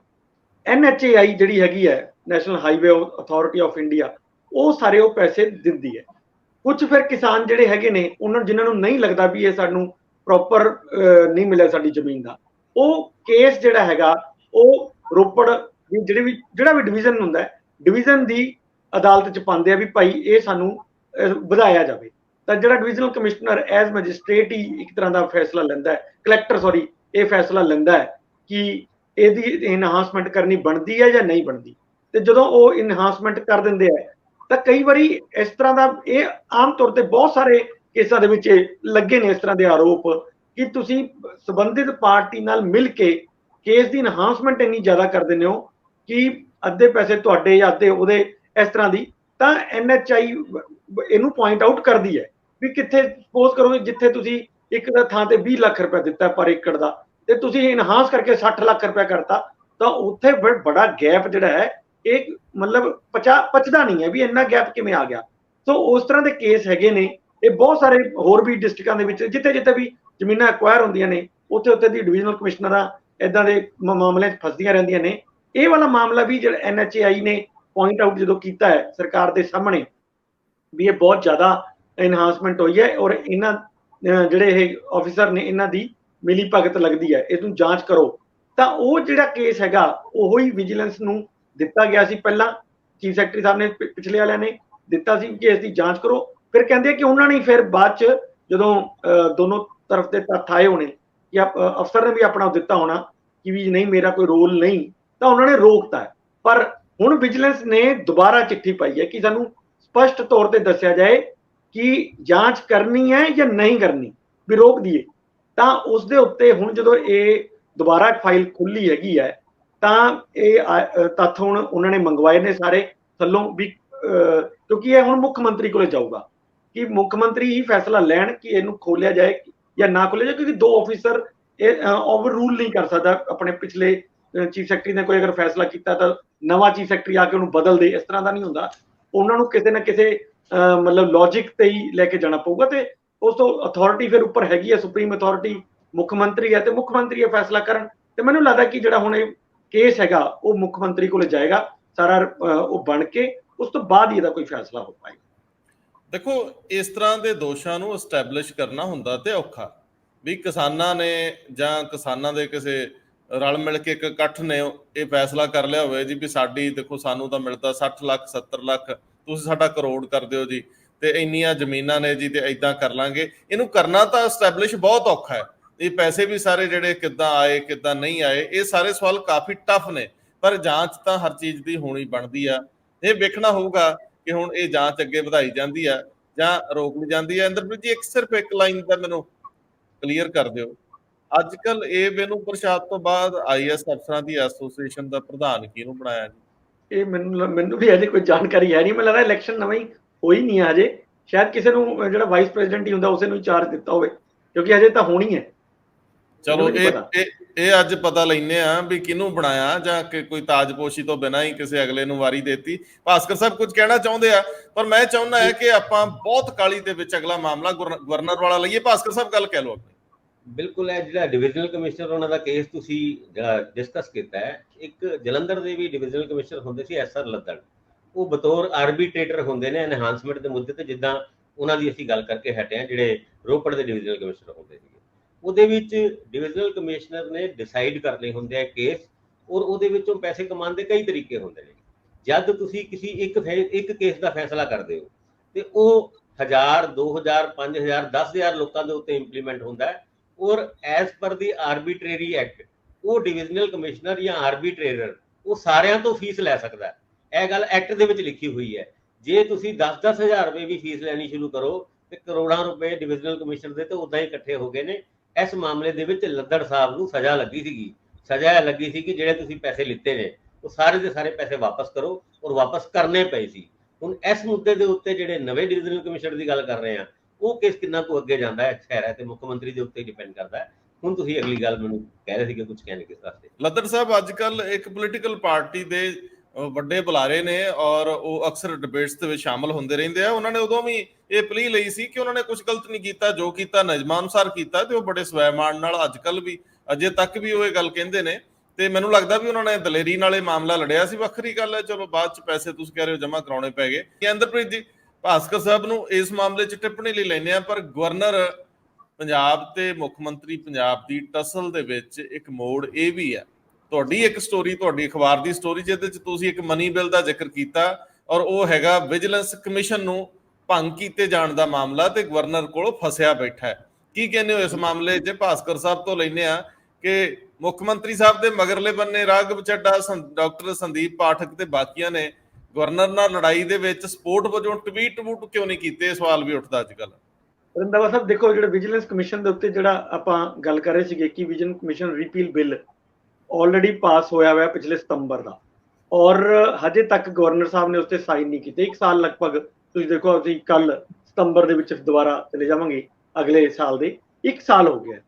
ਜਦੋਂ ਇਹ ਗੱਲਾਂ ਚੱਲਦੀਆਂ ਨੇ ਕਿ ਤੁਸੀਂ ਜੋ ਗਵਰਨਰ ਤੇ ਮੁੱਖ ਮੰਤਰੀ ਦੇ ਵਿੱਚ ਲੜਾਈਆਂ ਚੱਲ ਰਹੀਆਂ ਸੀ, ਤਾਂ ਮੁੱਖ ਮੰਤਰੀ ਨੇ ਪ੍ਰੈਸ ਕਾਨਫਰੰਸ 'ਚ ਕਿਹਾ ਸੀ ਕਿ 8 ਬਿੱਲ ਜਿਹੜੇ ਹੈਗੇ ਆ ਉਹ ਲਟਕੇ ਹੋਏ ਨੇ, 2 ਪਿਛਲੀ ਸਰਕਾਰ ਦੇ, ਯਾਨੀ ਕਿ ਸਾਡੇ ਤੋਂ ਵੀ ਪਹਿਲਾਂ ਦੇ, ਤੇ 6 ਬਿੱਲ ਇਸ ਸਰਕਾਰ ਦੇ ਨੇ, ਜਿਨ੍ਹਾਂ ਚੋਂ 4 ਬਿੱਲ ਤਾਂ ਹੁਣੀ ਜਿਹੜਾ ਪਿੱਛੇ ਜੇ ਸੈਸ਼ਨ ਹੋਇਆ ਉਸ ਦੇ ਹੈਗੇ ਆ, ਔਰ 2 ਉਸ ਤੋਂ ਪਹਿਲਾਂ ਦੇ ਹੈਗੇ ਨੇ। ਉਹਨਾਂ ਚੋਂ 1 ਬਿੱਲ ਵਿਜੀਲੈਂਸ ਕਮਿਸ਼ਨ ਨਾਲ ਸੰਬੰਧਿਤ ਵੀ ਹੈਗਾ। ਸੋ ਜਦੋਂ ਇਹ ਪਿੱਛੇ ਜੇ ਤੁਹਾਨੂੰ ਦੱਸਿਆ ਸੀਗਾ ਕਿ ਪਿਛਲੇ ਜੇ ਸਾਡੀ ਕੁਲੀਗ ਨੇ ਇੱਕ ਇੰਟਰਵਿਊ ਕੀਤੀ ਸੀ, ਤਾਂ ਉਹਨੇ ਇਹ ਸਵਾਲ ਪੁੱਛਿਆ ਸੀ ਵੀ ਇਹ ਬਿੱਲ ਕਿਉਂ ਅਟਕਿਆ ਹੋਇਆ ਜੀ, ਤੁਸੀਂ ਇਸ ਤੇ ਸਾਈਨ ਕਿਉਂ ਨਹੀਂ ਕਰ ਰਹੇ? ਤਾਂ ਉਹਨਾਂ ਨੇ ਕਿਹਾ ਕਿ ਇਹ ਮਨੀ ਬਿੱਲ ਹੈ, ਤੇ ਮਨੀ ਬਿੱਲ ਤੇ ਅਸੀਂ ਗਵਰਨਰ ਦੀ ਅਪਰੂਵਲ ਤੋਂ ਬਿਨਾਂ ਪੇਸ਼ ਨਹੀਂ ਕੀਤਾ ਜਾ ਸਕਦਾ। ਸੋ ਇੱਥੇ 2 ਸਵਾਲ ਉੱਠਦੇ ਸੀਗੇ। ਪਹਿਲਾ ਤਾਂ ਕੀ ਮਨੀ ਬਿੱਲ ਡਿਸਾਈਡ ਕਰਨਾ ਗਵਰਨਰ ਦਾ ਕੰਮ ਹੈ ਜਾਂ ਸਪੀਕਰ ਦਾ ਕੰਮ ਹੈ? ਸੋ ਮੈਂ ਕੱਲ ਅਫਸਰਾਂ ਨਾਲ ਇਸ ਬਾਰੇ ਜਾਣਕਾਰੀ ਹਾਸਲ ਕਰਨ ਲਈ ਕੀਤੀ, ਤਾਂ ਮੈਨੂੰ ਬਹੁਤ ਇੱਕ ਸੀਨੀਅਰ ਅਫਸਰ ਨੇ ਭੇਜਿਆ ਵੀ ਕਿ ਇਹ ਕੰਮ ਸਪੀਕਰ ਦਾ ਹੈ। ਤਾਂ ਉਹਨਾਂ ਨੇ ਮੈਨੂੰ ਜਿਹੜਾ ਸੰਵਿਧਾਨ ਦਾ ਆਰਟੀਕਲ 199 ਹੈ, ਉਹਦੀ ਉਪ ਧਾਰਾ 3 ਹੈਗੀ ਹੈ, ਉਹਦੇ 'ਚ ਬਹੁਤ ਕਲੀਅਰ ਕੱਟ ਲਿਖਿਆ ਹੋਇਆ ਹੈ ਕਿ ਮਨੀ ਬਿੱਲ ਜਿਹੜਾ ਹੈਗਾ ਉਹ ਡਿਸਾਈਡ ਕਰਨਾ ਸਪੀਕਰ ਦਾ ਕੰਮ ਹੈ। ਸਪੀਕਰ ਉਹਨੂੰ ਸਰਟੀਫਾਈ ਕਰਕੇ ਹੀ ਗਵਰਨਰ ਨੂੰ ਇਸੇ ਰੂਲ ਦੇ ਅੰਦਰ ਭੇਜਦੇ ਆ ਕਿ ਜੀ ਇਹ ਮਨੀ ਬਿੱਲ ਹੈ, ਇਹਨੂੰ ਪਾਸ ਕੀਤਾ ਜਾਏ, ਜਾਂ ਇਹ ਮਨੀ ਬਿੱਲ ਨਹੀਂ ਹੈ, ਜੋ ਵੀ ਹੈ ਇਸ ਆਰਟੀਕਲ 'ਚ ਪੇਸ਼ ਕਰਦੇ ਆ। ਸਪੋਜ਼ ਕਰੋ ਕਿ ਜੇ ਇੱਥੇ ਗਲਤੀ ਵੀ ਹੋ ਜਾਂਦੀ ਹੈ ਕਿ ਇਹ ਮਨੀ ਬਿੱਲ ਤਾਂ ਸੀਗੇ, ਲੇਕਿਨ ਤੁਸੀਂ ਮਨੀ ਬਿੱਲ ਤੋਂ ਬਿਨਾਂ ਉਹਨੂੰ ਭੇਜਤਾ, ਤਾਂ ਗਵਰਨਰ ਵੀ ਲੈ ਸਕਦੇ ਆ ਇਸ ਦੇ ਉੱਤੇ ਡਿਸੀਜਨ। ਪਰ ਇਹ ਨਹੀਂ ਹੈ ਕਿ ਉਹ ਸਾਲ ਬੈਠੇ ਰਹਿਣ। ਆਰਟੀਕਲ 200 ਉਹਦੇ ਅੱਗੇ 199 ਤੋਂ ਬਾਅਦ 200 ਜਿਹੜਾ ਆਰਟੀਕਲ ਹੈ, ਉਹ ਇਹ ਕਹਿੰਦਾ ਵੀ ਜੇ ਗਵਰਨਰ ਕਿਸੇ ਬਿੱਲ ਦੇ ਉੱਤੇ ਰਾਜੀ ਨਹੀਂ ਹੈਗੇ, ਤਾਂ ਉਹਨਾਂ ਨੂੰ ਉਹ ਬਿੱਲ ਆਪਣੀਆਂ ਰਿਕਮੈਂਡੇਸ਼ਨਸ ਲਗਾ ਕੇ ਤੁਰੰਤ ਵਿਧਾਨ ਸਭਾ ਨੂੰ ਵਾਪਸ ਭੇਜਣਾ ਚਾਹੀਦਾ ਹੈ ਕਿ ਆਹ ਚੀਜ਼ਾਂ ਜਾਂ ਆਹ ਮਦਾਂ ਨੇ ਜਿਹੜੀਆਂ ਇਹ ਕਾਨੂੰਨ ਦਾ ਉਲੰਘਣ ਹੈ ਜਾਂ ਇਹ ਸੰਵਿਧਾਨ ਦਾ ਉਲੰਘਣ ਹੈ, ਤੁਸੀਂ ਇਹਨੂੰ ਰੀਕਨਸੀਡਰ ਕਰੋ, ਜਾਂ ਇਹ ਮੈਨੂੰ ਠੀਕ ਨਹੀਂ ਲੱਗ ਰਹੀਆਂ, ਇਹ ਮਨੀ ਬਿੱਲ ਸੀਗਾ ਤੁਸੀਂ ਪਹਿਲਾਂ ਨਹੀਂ ਦਿੱਤਾ ਤਾਂ ਇਹਨੂੰ ਰੀਕਨਸੀਡਰ ਕਰੋ। ਜਾਂ ਫਿਰ ਉਹ ਰਾਸ਼ਟਰਪਤੀ ਨੂੰ ਭੇਜ ਦਿੰਦੇ ਆ ਕਿ ਜੀ ਇਹ ਮਤਲਬ ਸਾਡੇ ਦਾਇਰੇ ਤੋਂ ਬਾਹਰ ਹੈ, ਇਹ ਰਾਸ਼ਟਰਪਤੀ ਇਸ ਤੇ ਆਪਣਾ ਫੈਸਲਾ ਦੇਣ। ਸੋ ਕਿਸੇ ਵੀ ਰੂਪ 'ਚ ਕੋਈ ਬਿੱਲ ਗਵਰਨਰ ਸਾਹਿਬ ਨਹੀਂ ਰੋਕ ਸਕਦੇ ਵੀ ਉਹ ਪੱਕੇ ਤੌਰ ਤੇ ਬੈਠ ਹੀ ਜਾਣ, ਜਾਂ ਤਾਂ ਉਹਨਾਂ ਨੂੰ ਵਾਪਿਸ ਕਰਨਾ ਪਊਗਾ ਜਾਂ ਰੱਦ ਕਰਨਾ ਪਊਗਾ, ਕੁਛ ਤਾਂ ਕਰਨ ਜਾਂ ਰਾਸ਼ਟਰਪਤੀ ਨੂੰ ਭੇਜਣ। ਪਰ ਇਸ ਮਾਮਲੇ ਦੇ ਵਿੱਚ ਇਹ ਹੋ ਰਿਹਾ ਕਿ ਨਾ ਤਾਂ ਰਾਸ਼ਟਰਪਤੀ ਨੂੰ ਭੇਜਿਆ ਗਿਆ, ਨਾ ਰੱਦ ਕੀਤਾ ਗਿਆ, ਨਾ ਰੀਕਨਸੀਡਰੇਸ਼ਨ ਵਾਸਤੇ ਪੰਜਾਬ ਵਿਧਾਨ ਸਭਾ ਨੂੰ ਵਾਪਸ ਭੇਜਿਆ। ਸੋ 1 ਸਾਲ ਤੋਂ ਜਿਹੜਾ ਵਿਜੀਲੈਂਸ ਕਮਿਸ਼ਨ ਪਿਛਲੀ ਗਵਰਨਮੈਂਟ ਨੇ ਭੰਗ ਕਰਤਾ ਸੀ, ਤੇ ਕਿਹਾ ਸੀ ਵੀ ਅਸੀਂ ਲੋਕਪਾਲ ਨੂੰ ਮਜ਼ਬੂਤ ਕਰਾਂਗੇ, 2 ਕੰਮ ਇੱਕੋ ਤਰ੍ਹਾਂ ਦੇ ਨਹੀਂ ਚਾਹੀਦੇ ਹੈਗੇ, ਤਾਂ ਅਸੀਂ ਇਹ ਉਸ ਤੋਂ ਵਾਂਝੇ ਹੋ ਗਏ ਇੱਕ ਤਰ੍ਹਾਂ ਦਾ। ਮਤਲਬ ਨਾ ਤਾਂ ਸਾਡੇ ਕੋਲ ਲੋਕਪਾਲ ਆ ਪਾ ਰਿਹਾ, ਨਾ ਵਿਜੀਲੈਂਸ ਕਮਿਸ਼ਨ ਉਸ ਤਰ੍ਹਾਂ ਕੰਮ ਕਰ ਪਾ ਰਿਹਾ, ਕਿਉਂਕਿ ਉਹਦੇ ਉੱਤੇ ਵੀ ਤਲਵਾਰ ਤਾਂ ਲਟਕ ਹੀ ਰਹੀ ਹੈ ਕਿ ਉਹ ਭੰਗ ਹੋ ਗਿਆ।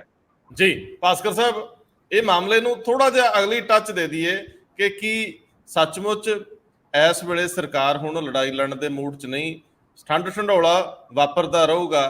ਕਿਉਂਕਿ ਬਹੁਤਾ ਬੈਕ ਨਹੀਂ ਕੀਤਾ ਮੁੱਖ ਮੰਤਰੀ ਸਾਹਿਬ ਨੂੰ, ਜਾਂ ਉਹਨਾਂ ਨੇ ਫੈਸਲਾ ਕੀਤਾ ਸੀ ਵੀ ਤੁਸੀਂ ਕਿਸੇ ਨੇ ਗੱਲ ਨਹੀਂ ਕਰਨੀ, ਲੜਾਈ ਆਪਣੇ ਲੈਵਲ ਦੇ ਬੰਦਿਆਂ ਦੇ ਵਿੱਚ ਆ ਤੇ ਹੋਰ ਕੋਈ ਵਿੱਚ ਨਹੀਂ ਆਊਗਾ, ਜਿਵੇਂ ਕਹਿ ਦਿੰਦਾ ਨਾ ਵੀ ਤੁਸੀਂ ਹੁਣ ਸਾਰੇ ਪਾਸੇ ਰਹੋ, ਕੱਲੇ ਨੂੰ ਕੱਲਾ ਟੱਕਰੂ। ਕੀ ਕਹਿੰਦੇ ਹੋ? ਕਈ ਵਾਰ ਫਿਲਮਾਂ ਦੇ ਵਿੱਚ ਏਦਾਂ ਲੜਾਈ ਦੇਖੀ ਹੈ ਜਿੱਦਾਂ ਹੀਰੋ ਕਹਿੰਦਾ ਵੀ ਕੋਈ ਵਿੱਚ ਨਹੀਂ ਆਏਗਾ ਜਾਂ ਵਿਲਨ ਕਹਿੰਦਾ ਹੈ, ਪਰ ਏਦਾਂ ਦੀ ਕੁਝ ਲੜਾਈ ਚੱਲ ਵੀ ਰਹੀ ਹੈ।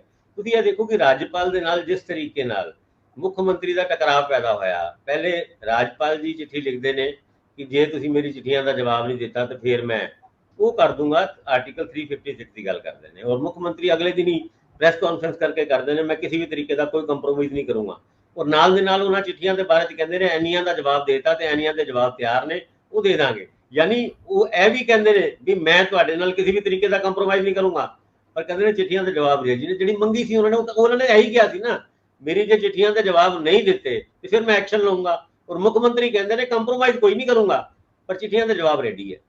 ਚਲੋ ਇਹ ਗੱਲ ਹੁਣ ਕਿਸੇ ਨਾ ਕਿਸੇ ਜਗ੍ਹਾ ਕੱਲੇ ਪੈਂਦੇ ਹੋਏ ਨਜ਼ਰ ਆਉਂਦੇ ਨੇ। ਦਿੱਲੀ ਦੇ ਵਿੱਚ ਆਰਡੀਨੈਂਸ ਦੇ ਮੁੱਦੇ ਦੇ ਵਿੱਚ ਸਰਕਾਰ ਦੇ ਨਾਲ ਟਕਰਾਅ ਹੋਇਆ ਤੇ ਸਾਡਾ ਹੈਲੀਕਾਪਟਰ ਕਈ ਸੂਬਿਆਂ ਦੇ ਵਿੱਚ ਘੁੰਮਿਆ ਸਪੋਰਟ ਲੈਣ ਵਾਸਤੇ, ਉਹ ਮੱਧਿਆ ਪ੍ਰਦੇਸ਼ ਗਿਆ, ਪਤਾ ਨਹੀਂ ਕਿੱਥੇ ਕਿੱਥੇ ਗਿਆ, ਉਹ ਉੱਡਣਾ ਹੀ ਮਤਲਬ ਉਹ ਤੇ ਆਟੋਮੈਟਿਕਲੀ ਉੱਡ ਜਾਂਦਾ ਹੁੰਦਾ ਸੀਗਾ। ਹੁਣ ਹਾਲਾਤ ਇਹ ਵੇ ਕਿ ਰਾਜਪਾਲ ਦੇ ਮੁੱਦੇ ਦੇ ਉੱਤੇ ਜਿਹੜੀ ਟਸਲ ਚੱਲ ਰਹੀ ਹੈ ਉਹ ਤਾਂ ਸਾਡੇ ਮੁੱਖ ਮੰਤਰੀ ਇਕੱਲੇ ਨੇ। ਕਿਸੇ ਮੰਤਰੀ ਨੇ ਕੋਈ ਬਿਆਨ ਦਿੱਤਾ ਕਿ ਰਾਜਪਾਲ ਜੀ ਗਲਤ ਕਰ ਰਹੇ ਹੋ ਜਾਂ ਕੁਝ ਵੀ? ਦਿੱਲੀ ਵਾਲਿਆਂ ਦੇ ਰਾਘਵ ਚੱਡਾ, ਉਹਨਾਂ ਨੇ ਜਿਹਨੂੰ ਡਬਲ ਪਾਵਰ ਸੈਂਟਰ ਵੀ ਕਹਿੰਦੇ ਆ ਪੰਜਾਬ ਦੇ, ਜਾਂ ਸੁਪਰ ਡੁਪਰ ਸੀਐਮ ਵੀ ਕਹਿੰਦੇ ਆ, ਉਹਨਾਂ ਨੇ ਵੀ ਕੋਈ ਬਹੁਤਾ ਕੋਈ ਬਿਆਨ ਦਿੱਤਾ? ਕੋਈ ਤਲਖੀ ਕੋਈ ਅਲਖੀ ਵਧੀ ਨਹੀਂ। ਇਹਦੇ ਉੱਤੇ ਸਾਡੇ ਮੁੱਖ ਮੰਤਰੀ ਸਾਹਿਬ ਨੂੰ ਕੱਲਾ ਜਿਹਾ ਛੱਡਤਾ। ਉਹ ਨਾਲ ਇਹ ਵੀ ਕਹਿੰਦੇ ਨੇ ਕੰਪਰੋਮਾਈਜ਼ ਕੋਈ ਨਹੀਂ ਕਰੂੰਗਾ, ਔਰ ਨਾਲ ਉਹਨਾਂ ਸਾਰੀ ਗੱਲਾਂ ਨੂੰ ਮੰਨੀ ਵੀ ਜਾਂਦੇ ਨੇ ਜਿਹੜੇ ਰਾਜਪਾਲ ਸਾਹਿਬ ਕਹਿੰਦੇ ਨੇ। ਚਲੋ ਏਦਾਂ ਹੀ ਗੱਲਾਂ ਚੱਲਦੀ ਰਹੇਗੀ। ਹੁਣ ਗੱਲ ਰੰਧਾਵਾ ਜੀ ਅਗਰ ਆਪਾਂ ਇੰਡੀਆ ਦੀ ਨਹੀਂ ਕਰੀਏ ਨਾ ਤੇ ਚੰਗਾ ਨਹੀਂ ਹੋਏਗਾ। ਉਹ ਗੱਲ ਤੁਸੀਂ ਕਰਨੀ ਹੈ, ਪਰ ਤੁਸੀਂ ਜਿਹੜੀ ਰਾਘਵ ਚੱਡਾ ਸਾਹਿਬ ਨੂੰ ਵਿੱਚ ਲਿਆਂਦਾ ਨਾ, ਅੱਜ ਕੱਲ ਉਹ ਪੰਜਾਬ ਦੇ ਵਿੱਚ ਦਖਲ ਜ਼ਿਆਦਾ ਦੇ ਨਹੀਂ ਰਹੇ। ਦਖਲ ਸਿਰਫ ਇੰਨਾ ਕੀ ਆ ਕਿ ਜਿਹੜੇ ਸਮਰੱਥ ਅਧਿਕਾਰੀ ਆ ਉਹ ਉਹਨਾਂ ਨਾਲ ਸਲਾਹ ਮਸ਼ਵਰਾ ਕਰ ਲੈਂਦੇ ਆ ਤੇ ਉਹ ਵੀ ਉਹਨਾਂ ਨਾਲ ਸਲਾਹ ਮਸ਼ਵਰਾ ਕਰ ਲੈਂਦੇ ਆ। ਸਰਕਾਰ ਦੇ ਅਹਿਮ ਫੈਸਲੇ ਅਜੇ ਵੀ ਉਵੇਂ ਹੀ ਹੁੰਦੇ ਨੇ, ਪਰ ਖੈਰ ਉਹ ਹੁਣ ਸੀਨ ਦੇ ਬਹੁਤਾ ਪ੍ਰਗਟ ਨਹੀਂ ਹੁੰਦੇ, ਬਿਜ਼ੀ ਹੋ ਗਏ। ਚਲੋ ਆਪਾਂ ਹੁਣ ਚੱਲੀਏ ਇੰਡੀਆ ਤੇ। ਇੰਡੀਆ ਦੀ ਗੱਲ ਫਾਸਟ ਟਰੈਕ ਤੇ ਲਿਆਓ। ਇੰਡੀਆ ਦੀ ਅਗਰ ਗੱਲ ਕਰੀਏ ਤੇ ਅੱਜ ਉਹ ਸਟੇਜ ਸੱਜਣ ਵਾਲਾ ਸ਼ਾਮ ਨੂੰ 6 ਵਜੇ 6:30 ਵਜੇ ਮਿਲਣੀ ਦਾ ਟਾਈਮ ਹੈਗਾ, ਜਦ ਸਾਰੇ ਉੱਥੇ ਡੈਲੀਗੇਸ਼ਨ 28 ਪਾਰਟੀਆਂ ਦੇ, ਇਹ 28 ਪਾਰਟੀਆਂ ਦੇ ਵਿੱਚ ਤੁਸੀਂ ਹੈਰਾਨ ਹੋਵੋਗੇ, ਪਹਿਲੇ 26 ਕਹਿੰਦੇ ਸੀ, ਹੁਣ 28 ਕਹਿੰਦੇ ਆ, 2 ਹੋਰ ਵੱਧ ਗਈਆਂ। ਕਿਹੜੀ ਵਧੀਆਂ? ਅੱਜ ਸ਼ਾਮ ਨੂੰ ਇਹ ਤਸਵੀਰ ਸਾਫ਼ ਹੋਏਗੀ। ਔਰ ਇਹਦੇ 63 ਬੰਦੇ ਡੈਲੀਗੇਸ਼ਨ ਬਰਾਤ ਦੇ ਰੂਪ ਵਿੱਚ ਕੱਲ ਅੱਜ ਸ਼ਾਮ ਨੂੰ ਗ੍ਰੈਂਡ ਹਯਾਤ ਹੋਟਲ ਵਿੱਚ ਪਹੁੰਚਣਗੇ। ਉੱਥੇ ਡਿਨਰ ਰੱਖਿਆ ਹੋਇਆ, ਡਿਨਰ ਦੇ ਵਿੱਚ ਕਾਫੀ ਸਾਰੀ ਗੱਲਾਂ ਹੋਣੀਆਂ। ਹੁਣ ਜਦ ਏਦਾਂ ਦੇ ਵੱਡੇ ਵੱਡੇ ਪੋਲੀਟੀਸ਼ੀਅਨਸ ਦਾ ਡਿਨਰ ਹੁੰਦਾ ਹੈ, ਮੈਨੂੰ ਨਹੀਂ ਪਤਾ ਉੱਥੇ ਸ਼ਰਾਬ ਸਰਬ ਹੁੰਦੀ ਹੈ ਨਹੀਂ ਹੁੰਦੀ। ਜੇ ਹੁੰਦੀ ਹੋਏਗੀ ਤੇ ਉਹ ਬੜਕਾ ਵੀ ਰਾਤੀ ਕਾਫੀ ਚੱਲਣਗੀਆਂ, ਜਾਂ ਆਪਾਂ ਇਹ ਕਰ ਦਾਂਗੇ ਉਹ ਕਰ ਦਾਂਗੇ ਜਿੱਦਾਂ ਪੰਜਾਬੀ ਕਰਦੇ ਹੁੰਦੇ ਆ। ਪਰ ਆ ਜਿਹੜੀ ਹਾਂਜੀ ਵਾਈਨ, ਸ਼ਰਾਬ ਨਹੀਂ ਕਹਿਣਾ, ਵਾਈਨ ਕਹਿਣਾ, ਵਾਈਨ ਕਹਿਣਾ ਜੀ। ਬਾਕੀ ਹੁਣ ਗੱਲਾਂ ਕਰੀਏ ਕਿ ਇਸ ਤੋਂ ਪਹਿਲੇ ਇੱਕ ਮਾਹੌਲ ਬਣਾਉਣ ਦੀ ਕੋਸ਼ਿਸ਼ ਕੀਤੀ ਗਈ ਜਿਹੜੀ ਅੱਜ ਇੰਡੀਆ ਦੀ ਮੀਟਿੰਗ ਹੋ ਰਹੀ ਹੈ। ਤੁਸੀਂ ਇਹ ਦੇਖੋ ਕਿ ਕੱਲ ਜਿਹੜੇ ਬਿਆਨ ਆਉਂਦੇ ਨੇ, ਉਧਵ ਠਾਕਰੇ ਉਹਨਾਂ ਦੇ ਬਿਆਨ ਤੋਂ ਸ਼ੁਰੂ ਹੁੰਦੇ ਨੇ। ਉਧਵ ਠਾਕਰੇ ਉਹਨਾਂ ਕਹਿੰਦੇ ਨੇ ਸਾਡੀ ਇੰਡੀਆ ਕੋਲ ਤੇ ਬਹੁਤ ਸਾਰੇ ਚਿਹਰੇ ਹੈਗੇ ਨੇ ਜਿਹੜੇ ਮੁੱਖ ਮੰਤਰੀ ਪ੍ਰਧਾਨ ਮੰਤਰੀ ਬਣ ਸਕਦੇ ਨੇ। ਭਾਜਪਾ ਦੱਸੇ ਮੋਦੀ ਉਹਨਾਂ ਤੋਂ ਇਲਾਵਾ ਉਹਨਾਂ ਦੇ ਕੋਲ ਕੀ ਚਿਹਰਾ ਹੈ? ਇੱਕ ਤਰੀਕੇ ਨਾਲ ਸੀਪ ਲਾ ਦਿੰਦੇ ਨੇ ਇਹ ਗੱਲ ਕਰਕੇ। ਹੁਣ ਭਾਜਪਾ ਕਿੱਦਾਂ ਦੱਸੇ ਕਿ ਮੋਦੀ ਉਹਨਾਂ ਤੋਂ ਇਲਾਵਾ ਵੀ ਸਾਡੇ ਕੋਲ ਕੋਈ ਆਲਟਰਨੇਟਿਵ ਹੈ? ਇਹੀ ਸੱਪ ਤੇ ਉਹ ਕੱਢਣਾ ਚਾਹੁੰਦੇ ਨੇ। ਹੁਣ ਭਾਜਪਾ ਉਹ ਸੱਪ ਕੱਢੂਗੀ ਨਹੀਂ। ਹੁਣ ਗੱਲ ਅੱਗੇ ਤੋਰੀ ਹੈ ਨਿਤੀਸ਼ ਕੁਮਾਰ ਉਹਨਾਂ ਦਾ ਬਿਆਨ ਕਿ ਵੀ ਇਹ ਇਲੈਕਸ਼ਨ ਜਲਦੀ ਹੋ ਸਕਦੇ ਨੇ। ਮਮਤਾ ਬੈਨਰਜੀ ਦੇ ਉਸ ਬਿਆਨ ਨੂੰ ਕਿ ਸਾਰੇ ਹੈਲੀਕਾਪਟਰ ਕਿਰਾਏ ਤੇ ਲੈ ਰਹੇ ਨੇ, ਦਸੰਬਰ ਦੇ ਮਹੀਨੇ ਦੇ ਵਿੱਚ ਉਹ ਇਲੈਕਸ਼ਨ ਹੋ ਸਕਦੇ ਨੇ। ਇਸ ਗੱਲ ਤੋਂ ਅੱਗੇ ਗੱਲ ਚੱਲਦੀ ਹੈ। ਲਾਲੂ ਪ੍ਰਸਾਦ ਯਾਦਵ ਕਹਿੰਦੇ ਧੌਣ ਤੇ ਗੋਡਾ ਰੱਖਾਂਗੇ। ਔਰ ਉਸ ਤੋਂ ਇਲਾਵਾ ਇਸ ਮੀਟਿੰਗ ਦੇ ਵਿੱਚ ਯਾਨੀ ਅੱਜ ਤੇ ਕੱਲ ਜਿਹੜੀ ਮੀਟਿੰਗ ਹੋਣੀ ਹੈ ਉਹਦੇ ਵਿੱਚ ਇੱਕ ਲੋਗੋ ਕੱਲ 10-10:30 ਵਜੇ ਦੇ ਕਰੀਬ ਇੰਡੀਆ ਅਲਾਈਅੰਸ ਦਾ ਇੱਕ ਲੋਗੋ ਜਾਰੀ ਕੀਤਾ ਜਾਏਗਾ। ਉਸ ਲੋਗੋ ਦੇ ਵਿੱਚ ਕਿਸ ਤਰੀਕੇ ਨਾਲ ਲੋਕਾਂ ਦਾ ਰਿਐਕਸ਼ਨ ਇੱਕ ਤਰੀਕੇ ਨਾਲ ਮਾਪਣ ਦੀ ਕੋਸ਼ਿਸ਼ ਕੀਤੀ ਜਾਏਗੀ। ਔਰ ਕਾਮਨ ਮਿਨੀਮਮ ਪ੍ਰੋਗਰਾਮ ਯਾਨੀ ਮਿਨੀਮਮ ਸਮਝੌਤਾ ਕੀ ਕਰ ਸਕਦੇ ਆ, ਕਿਹੜੇ ਮੁੱਦਿਆਂ ਦੇ ਉੱਤੇ ਇਹ ਸਾਰੀ 26-28 ਪਾਰਟੀਆਂ ਅੱਗੇ ਵੱਧ ਸਕਦੀਆਂ, ਉਹਦਾ ਵੀ ਡਿਸੀਜਨ ਹੋਣਾ। ਔਰ ਸਭ ਤੋਂ ਇੱਕ ਕੰਟਰੋਵਰਸ਼ੀਅਲ ਮੁੱਦਾ ਜਿਹਨੂੰ ਕਹੀਏ, ਕੰਟਰੋਵਰਸ਼ੀਅਲ ਇਸ ਕਰਕੇ ਕਿ ਉਹਦੇ ਉੱਤੇ ਕੋਈ ਨਾ ਕੋਈ ਰਫੜ ਪੈਣਾ ਹੈ। ਕਹਿੰਦੇ 450 ਸੀਟਾਂ ਦੀ ਇੱਦਾਂ ਦੀ ਲਿਸਟ ਬਣਾਈ ਹੈ ਜਿਹਦੇ ਵਿੱਚ 1 to 1 ਕੈਂਡੀਡੇਟ ਦੀ ਜ਼ਿਕਰ ਹੋਏਗੀ। 1 ਕਨਸਟੀਟੂਐਂਸੀ 1 ਕੈਂਡੀਡੇਟ। ਇਸ ਫਾਰਮੂਲੇ ਦੇ ਉੱਤੇ ਵੀ ਅੱਗਾ। ਔਰ ਸਾਰੀ ਪੋਲੀਟੀਕਲ ਪਾਰਟੀਆਂ ਜਿਹੜੀ ਜਾ ਰਹੀਆਂ ਉਹਨਾਂ ਨੂੰ ਕਿਹਾ ਗਿਆ ਕਿ ਤੁਸੀਂ ਆਪਣੀ ਆਪਣੀ ਵਿਨੇਬਲ ਸੀਟ ਦੀ ਲਿਸਟਾਂ ਬਣਾ ਕੇ ਲਿਆਓ, ਫਿਰ ਆਪਾਂ ਉਹਦੇ ਉੱਤੇ ਡਿਸਕਸ਼ਨ ਕਰਾਂਗੇ। ਬਹਿਸ ਗਹਿਮਾ ਗਹਿਮੀ ਹੈਗੀ। ਔਰ ਸਾਡੇ ਅਕਾਲੀ ਦਲ ਕੱਲ ਉਹਨਾਂ ਦਾ ਵੀ ਇੱਕ ਬਿਆਨ ਆ ਗਿਆ। ਔਰ ਅਕਾਲੀ ਦਲ ਕਹਿੰਦੇ ਨੇ ਸਾਨੂੰ ਇੰਡੀਆ ਤੋਂ ਸੱਦਾ ਆ ਗਿਆ। ਹੁਣ ਉਹ ਸੱਦਾ ਕਿਹਨੇ ਦਿੱਤਾ, ਕਿੱਦਾਂ ਆਇਆ ਸਾਨੂੰ ਨਹੀਂ ਪਤਾ, ਪਰ ਇੰਡੀਆ ਦਾ ਸੱਦਾ ਆਉਣ ਤੋਂ ਬਾਅਦ ਅਕਾਲੀ ਦਲ ਨੂੰ ਖੁਸ਼ ਹੋਣਾ ਚਾਹੀਦਾ ਹੈ ਜਾਂ ਫਿਰ ਕੋਈ ਉਹਦੇ ਉੱਤੇ ਰਿਐਕਸ਼ਨ ਕਰਨਾ ਚਾਹੀਦਾ ਹੈ। ਹਜੇ ਤੱਕ ਅਕਾਲੀ ਦਲ ਵੀ ਨਹੀਂ ਸਮਝ ਪਾਇਆ ਕਿ ਇਸ ਸੱਦੇ ਦਾ ਮਤਲਬ ਕੀ ਹੈ, ਜਿਹੜਾ ਆਇਆ ਜਾਂ ਨਹੀਂ ਆਇਆ। ਔਰ ਉਸ ਤੋਂ ਬਾਅਦ ਸੁਖਬੀਰ ਸਿੰਘ ਬਾਦਲ ਉਹਨਾਂ ਦਾ ਇਹ ਬਿਆਨ ਕਿ ਸਾਡੇ ਕੋਲ ਤੇ ਅਲਟਰਨੇਟਿਵ ਵੀ ਬਹੁਤ ਨੇ, ਆਪਸ਼ਨ ਹੀ ਬਹੁਤ ਨੇ। ਹੁਣ ਇੰਡੀਆ ਔਰ ਐਨਡੀਏ ਤੋਂ ਇਲਾਵਾ ਵੀ ਕਿਹੜੀ ਆਪਸ਼ਨ ਹੈਗੀ ਹੈ, ਉਹ ਪਤਾ ਨਹੀਂ। ਸ਼ਾਇਦ ਬੀਜੂ ਜਨਤਾ ਦਲ ਦੇ ਨਾਲ ਕਿਸੇ ਤਰੀਕੇ ਦਾ ਅਕਾਲੀ ਦਲ ਅਲਾਈਅੰਸ ਕਰ ਲੇ। ਉਹਨਾਂ ਆਪਸ਼ਨਾਂ ਦੀ ਗੱਲ ਕਰਦੇ ਆ। ਮਾਇਆਵਤੀ ਉਹਨਾਂ ਨੇ ਆਪਣੀ ਗੱਲ ਕਲੀਅਰ ਹੀ ਕਰ ਦਿੱਤੀ ਹੈ, ਅਕਾਲੀ ਦਲ ਤੋਂ ਇਲਾਵਾ ਸਾਡਾ ਗਠਬੰਧਨ ਕਿਸੇ ਨਾਲ ਨਹੀਂ ਹੋਏਗਾ, ਨਾ ਇੰਡੀਆ ਨਾਲ ਨਾ ਇੰਡੀਆ ਵੱਲ। ਔਰ ਜਿਹੜੀ ਅੱਜ ਦੀ ਮੀਟਿੰਗ ਦੇ ਵਿੱਚ ਇੱਕ ਫਾਰਮੂਲਾ ਨਿਕਲ ਕੇ ਆਇਆ ਹੈ, ਖਾਸ ਕਰਕੇ ਸੀਟ ਸ਼ੇਅਰਿੰਗ ਦੇ ਮਾਮਲੇ ਦੇ ਵਿੱਚ। ਤੁਸੀਂ ਇਹ ਦੇਖੋ ਕਿ 2019 ਦੇ ਵਿੱਚ ਤਕਰੀਬਨ 326 ਸੀਟਾਂ ਐਦਾਂ ਦੀ ਆਇਡੈਂਟੀਫਾਈ ਕੀਤੀ ਗਈ, ਜਿਹਦੇ ਵਿੱਚ ਇੰਡੀਆ ਦੇ ਅਲਾਈਅੰਸ ਪਾਰਟਨਰ ਨੰਬਰ 2 ਤੇ ਸੀਗੇ। ਯਾਨੀ ਉਹਨਾਂ ਸੀਟਾਂ ਦੇ ਵਿੱਚ ਜਿਹੜੀ ਪਾਰਟੀ ਨੰਬਰ 2 ਤੇ ਸੀ ਉਹਨੂੰ ਤਵੱਜੋ ਦੇਣ ਦੀ ਗੱਲ ਹੁਣੇ ਤੋਂ ਹੀ ਤੁਰ ਗਈ ਹੈ। ਹੁਣ ਪਾਰਟੀ ਦੀ ਜਿਹੜੀ ਮੀਟਿੰਗ ਦੇ ਵਿੱਚ ਕੀ ਹੁੰਦਾ ਮੈਨੂੰ ਨਹੀਂ ਪਤਾ। ਔਰ 2019 ਦਾ ਰਿਕਾਰਡ ਅਗਰ ਖੰਗਾਲੀਏ ਤੇ ਕਾਂਗਰਸ 209 ਸੀਟਾਂ ਦੇ ਉੱਤੇ ਨੰਬਰ 2 ਤੇ ਸੀਗੀ, ਕਲੋਜ਼ ਫਾਈਟ ਸੀਗੀ। ਔਰ TMC ਤ੍ਰਿਣਮੂਲ ਜਿਹੜਾ ਮਹਿਲਾ ਕਾਂਗਰਸ, ਉਹ ਜਿਹੜੀ ਮਮਤਾ ਬੈਨਰਜੀ ਵਾਲੀ, ਉਹ ਵੀ 19 ਸੀਟਾਂ ਦੇ ਉੱਤੇ ਨੰਬਰ 2 ਤੇ ਸੀ। ਸਮਾਜਵਾਦੀ ਪਾਰਟੀ 31 ਸੀਟਾਂ ਤੇ, ਰਾਸ਼ਟਰੀ ਜਨਤਾ ਦਲ 19 ਸੀਟਾਂ ਤੇ NCP 15 ਸੀਟਾਂ ਤੇ। ਇਹਨਾਂ ਸੀਟਾਂ ਦੇ ਉੱਤੇ ਇਹਨਾਂ ਪਾਰਟੀਆਂ ਨੂੰ ਤਵੱਜੋ ਦਿੱਤੀ ਜਾ ਸਕਦੀ ਹੈ, ਇਹਦੀ ਕੰਸੋਲ ਲੱਗੀ ਹੈ। ਔਰ ਜਿਹੜੀ ਰੀਜਨਲ ਪਾਰਟੀਆਂ ਨਾ ਇੰਡੀਆ ਵੱਲ ਨਾ ਇੰਡੀਆ ਵੱਲ, ਉਹਨਾਂ ਦੇ ਬਾਰੇ 'ਚ ਵੀ ਇਸ ਮੀਟਿੰਗ ਦੇ ਵਿੱਚ ਕੁਝ ਡਿਸਕਸ਼ਨ ਹੋਣੀ ਹੈ। ਇਹ ਸਾਰੀ ਗੱਲਾਂ ਨਿਕਲ ਕੇ ਆਈ ਹੈ। ਔਰ ਪ੍ਰਿਯੰਕਾ ਗਾਂਧੀ ਦਾ ਉਹ ਬਿਆਨ, ਸਾਡੀ ਭੈਣ ਭਰਾ ਦੀ ਜੋੜੀ ਆਪਣੇ ਆਪ ਵਿੱਚ ਮੋਦੀ ਸਾਹਿਬ ਨੂੰ ਜਾਂ BJP ਦੀ ਸਰਕਾਰ ਨੂੰ ਜਾਂ NDA ਦੀ ਸਰਕਾਰ ਨੂੰ ਐਕਸਪੋਜ਼ ਕਰ ਦੇਗੀ। ਇਹ ਬਿਆਨ ਤਦ ਆਇਆ ਜਦ BJP ਦੇ IT ਸੈੱਲ ਦੇ ਹੈਡ ਅਮਿਤ ਮਾਲਵੀਆ ਉਹਨਾਂ ਨੇ ਪਿਛਲੇ ਦਿਨਾਂ ਦੇ ਵਿੱਚ ਇੱਕ ਬਿਆਨ ਦਿੱਤਾ ਸੀਗਾ ਕਿ ਰਾਹੁਲ ਗਾਂਧੀ ਔਰ ਪ੍ਰਿਯੰਕਾ ਗਾਂਧੀ ਦੇ ਵਿੱਚ ਕੁਝ ਡਿਫਰੈਂਸਸ ਆ ਗਏ ਨੇ, ਭੈਣ ਭਰਾ ਦੇ ਵਿੱਚ ਕੋਈ ਤਲਖੀ ਆ ਗਈ। ਔਰ ਉਸ ਤਲਖੀ ਦਾ ਜਵਾਬ ਕੱਲ ਪ੍ਰਿਯੰਕਾ ਗਾਂਧੀ ਉਹਨਾਂ ਦਿੰਦੀ ਹੈ। ਹੁਣ ਸਾਰੀ ਗੱਲਾਂ ਦੇ ਕੱਲ ਸ਼ਾਮ ਨੂੰ ਪ੍ਰੈਸ ਕਾਨਫਰੰਸ ਦੇ ਵਿੱਚ ਕਿਹੜਾ ਇੰਡੀਆ ਦਾ ਪਾਰਟਨਰ ਹੋਏਗਾ, ਕਿਹੜਾ ਨਹੀਂ ਹੋਏਗਾ, ਉੱਥੇ ਕੀ ਲੜਾਈ ਹੁੰਦੀ ਹੈ ਕਿ ਕੋਈ ਸਮਝੌਤਾ ਹੋ ਜਾਂਦਾ ਹੈ, ਇਹ ਸਾਰੀ ਗਰਮਾ ਗਰਮ ਖਬਰਾਂ ਤੁਹਾਨੂੰ ਆਪਾਂ ਕੱਲ ਸ਼ਾਮ ਤੱਕ ਦੇ ਦਾਂਗੇ। ਬਾਕੀ ਖਬਰਾਂ ਨੂੰ ਆਪਾਂ ਹੁਣ ਦਿੰਨੇ ਆ ਵਿਰਾਮ, ਕਿਉਂਕਿ ਸਮਾਂ ਬੜਾ ਹੋ ਗਿਆ। ਤੇ ਇੰਦਰਪ੍ਰੀਤ ਜੀ ਤੋਂ ਕੋਈ ਸਮਾਪਨੀ ਟਿੱਪਣੀ ਲੈ ਲੈਂਦੇ ਆ ਇੰਡੀਆ ਗੱਠਜੋੜ ਦੇ ਉੱਤੇ। ਜੀ ਇੰਦਰਪ੍ਰੀਤ ਜੀ। ਵੈਸੇ ਤਾਂ ਭਾਸਕਰ ਸਾਹਿਬ ਨੇ ਇੰਨੀ ਲੰਬੀ ਡਿਸਕਸ਼ਨ ਦੱਸਦੀ ਹੈ, ਹੁਣ ਕੋਈ ਮੇਰੇ ਜੋਗਾ ਛੱਡਿਆ ਨਹੀਂ ਕੁਝ ਉਹਨਾਂ ਨੇ ਕਿ ਮੈਂ ਕੋਈ ਟਿੱਪਣੀ ਕਰਾਂ। ਪਰ ਠੀਕ ਹੈ, ਜਿਹੜੀ ਇੱਕ ਭਾਸਕਰ ਸਾਹਿਬ ਛੱਡ ਗਏ ਹੈ ਕਿ ਪ੍ਰਿਯੰਕਾ ਗਾਂਧੀ ਐਤਕੀ ਕਹਿੰਦੇ ਕਿ ਫੂਲਪੁਰ ਤੋਂ ਚੁਣਾਵ ਲੜੇਗੀ। ਉੱਤਰ ਪ੍ਰਦੇਸ਼ ਦਾ ਉਹ ਹਲਕਾ ਹੈ ਜਿੱਥੇ ਜਵਾਹਰ ਲਾਲ ਨਹਿਰੂ ਜਿਹੜੇ ਹੈਗੇ ਨੇ ਉਹਨਾਂ ਦੀ ਕਹਿੰਦੇ ਕਰਮ ਭੂਮੀ ਆ ਉਹ। ਤੇ ਪਾਰਟੀ ਜਿਹੜਾ ਉਸ ਜਿਹੜੀ ਆਪਣੀ ਪਰੰਪਰਾ ਹੈ, ਜਿਹੜੀ ਆਪਣੀ ਪਰਿਵਾਰ ਦੀ ਉਹ ਲੈਗੇਸੀ ਹੈ, ਉਹਨੂੰ ਉੱਥੋਂ ਲੈ ਕੇ ਵਧੂਗੀ। ਤੇ ਉਹ 'ਚ ਕਿੰਨਾ ਕੁ ਕਾਮਯਾਬ ਹੁੰਦੇ ਆ ਦੇਖਣ ਵਾਲੀ ਗੱਲ ਹੋਊਗੀ। ਪਰ ਇਹ ਵੀ ਨਾਲ ਇੱਕ ਤੱਥ ਹੈ ਕਿ 1984 ਤੋਂ ਬਾਅਦ ਉਹ ਸੀਟ ਪਾਰਟੀ ਨੇ ਕਦੇ ਜਿੱਤੀ ਨਹੀਂ ਹੈ। ਔਰ ਲੇਕਿਨ 1984 ਤੋਂ ਪਹਿਲਾਂ ਇੱਕ ਵਾਰੀ ਸਿਰਫ ਜਨਤਾ ਦਲ ਸ਼ਾਇਦ ਉਸ ਤੋਂ ਜਿੱਤਿਆ ਸੀ, ਬਾਕੀ ਸਾਰਾ ਟਾਈਮ ਉਹ ਕਾਂਗਰਸ ਕੋਲ ਹੀ ਰਹੀ ਹੈ। ਤਾਂ ਹੁਣ ਦੇਖਣਾ ਇਹ ਹੈ ਕਿ ਤੁਸੀਂ ਕਿਹਾ ਭੈਣ ਭਰਾ ਦੀ ਲੜਾਈ ਹੈਗੀ ਹੈ ਜਾਂ ਨਹੀਂ ਹੈਗੀ, ਪਰ ਭੈਣ ਭਰਾ ਇਹ ਔਖਾ ਤਾਂ ਕਰ ਦੇਣਗੇ ਮੈਨੂੰ ਲੱਗਦਾ ਆਉਣ ਵਾਲੇ ਟਾਈਮ 'ਚ। ਔਖਾ ਕਰ ਦੇਣਗੇ ਤੇ ਪਾਰਲੀਮੈਂਟ ਦੇ ਵਿੱਚ ਵੀ ਦੋਵੇਂ ਜਾਣਗੇ। ਤੇ ਆਖਰੀ ਸਮੇਂ ਤੇ ਜੇ ਕਿਤੇ ਲੋੜ ਪਈ ਵੀ ਰਾਹੁਲ ਗਾਂਧੀ ਨੂੰ ਬਣ ਦੇਣਾ ਕਿ ਨਹੀਂ ਦੇਣਾ, ਕਈ ਇਧਰੋਂ ਉਧਰੋਂ ਆਵਾਜ਼ਾਂ ਉੱਠਣਗੀਆਂ। ਪ੍ਰਿਯੰਕਾ ਗਾਂਧੀ ਦਾ ਨਾਂ ਵੀ ਵਧਾਇਆ ਜਾ ਸਕਦਾ ਅੱਗੇ ਕਿ ਨਹੀਂ, ਕਿਉਂਕਿ BJP ਨੂੰ ਵੀ ਇਹ ਫਿਕਰ ਹੋਊਗੀ ਕਿ ਜੇ ਪ੍ਰਿਯੰਕਾ ਗਾਂਧੀ ਲੀਡ ਕਰਨਾ ਸ਼ੁਰੂ ਕਰ ਦਿੰਦੇ ਆ ਤਾਂ ਫਿਰ ਥੋੜਾ ਜਿਹਾ ਟਫ ਹੋਣ ਵਾਲਾ ਹੈ। ਚਲੋ ਆਪਾਂ ਛੱਡਦੇ ਹਾਂ ਹੁਣ, ਅਗਲੇ ਮੁੱਦੇ ਬਾਅਦ 'ਚ ਸਹੀ। ਬਹੁਤ ਮਿਹਰਬਾਨੀ, ਬਹੁਤ ਧੰਨਵਾਦ। ਧੰਨਵਾਦ ਜੀ।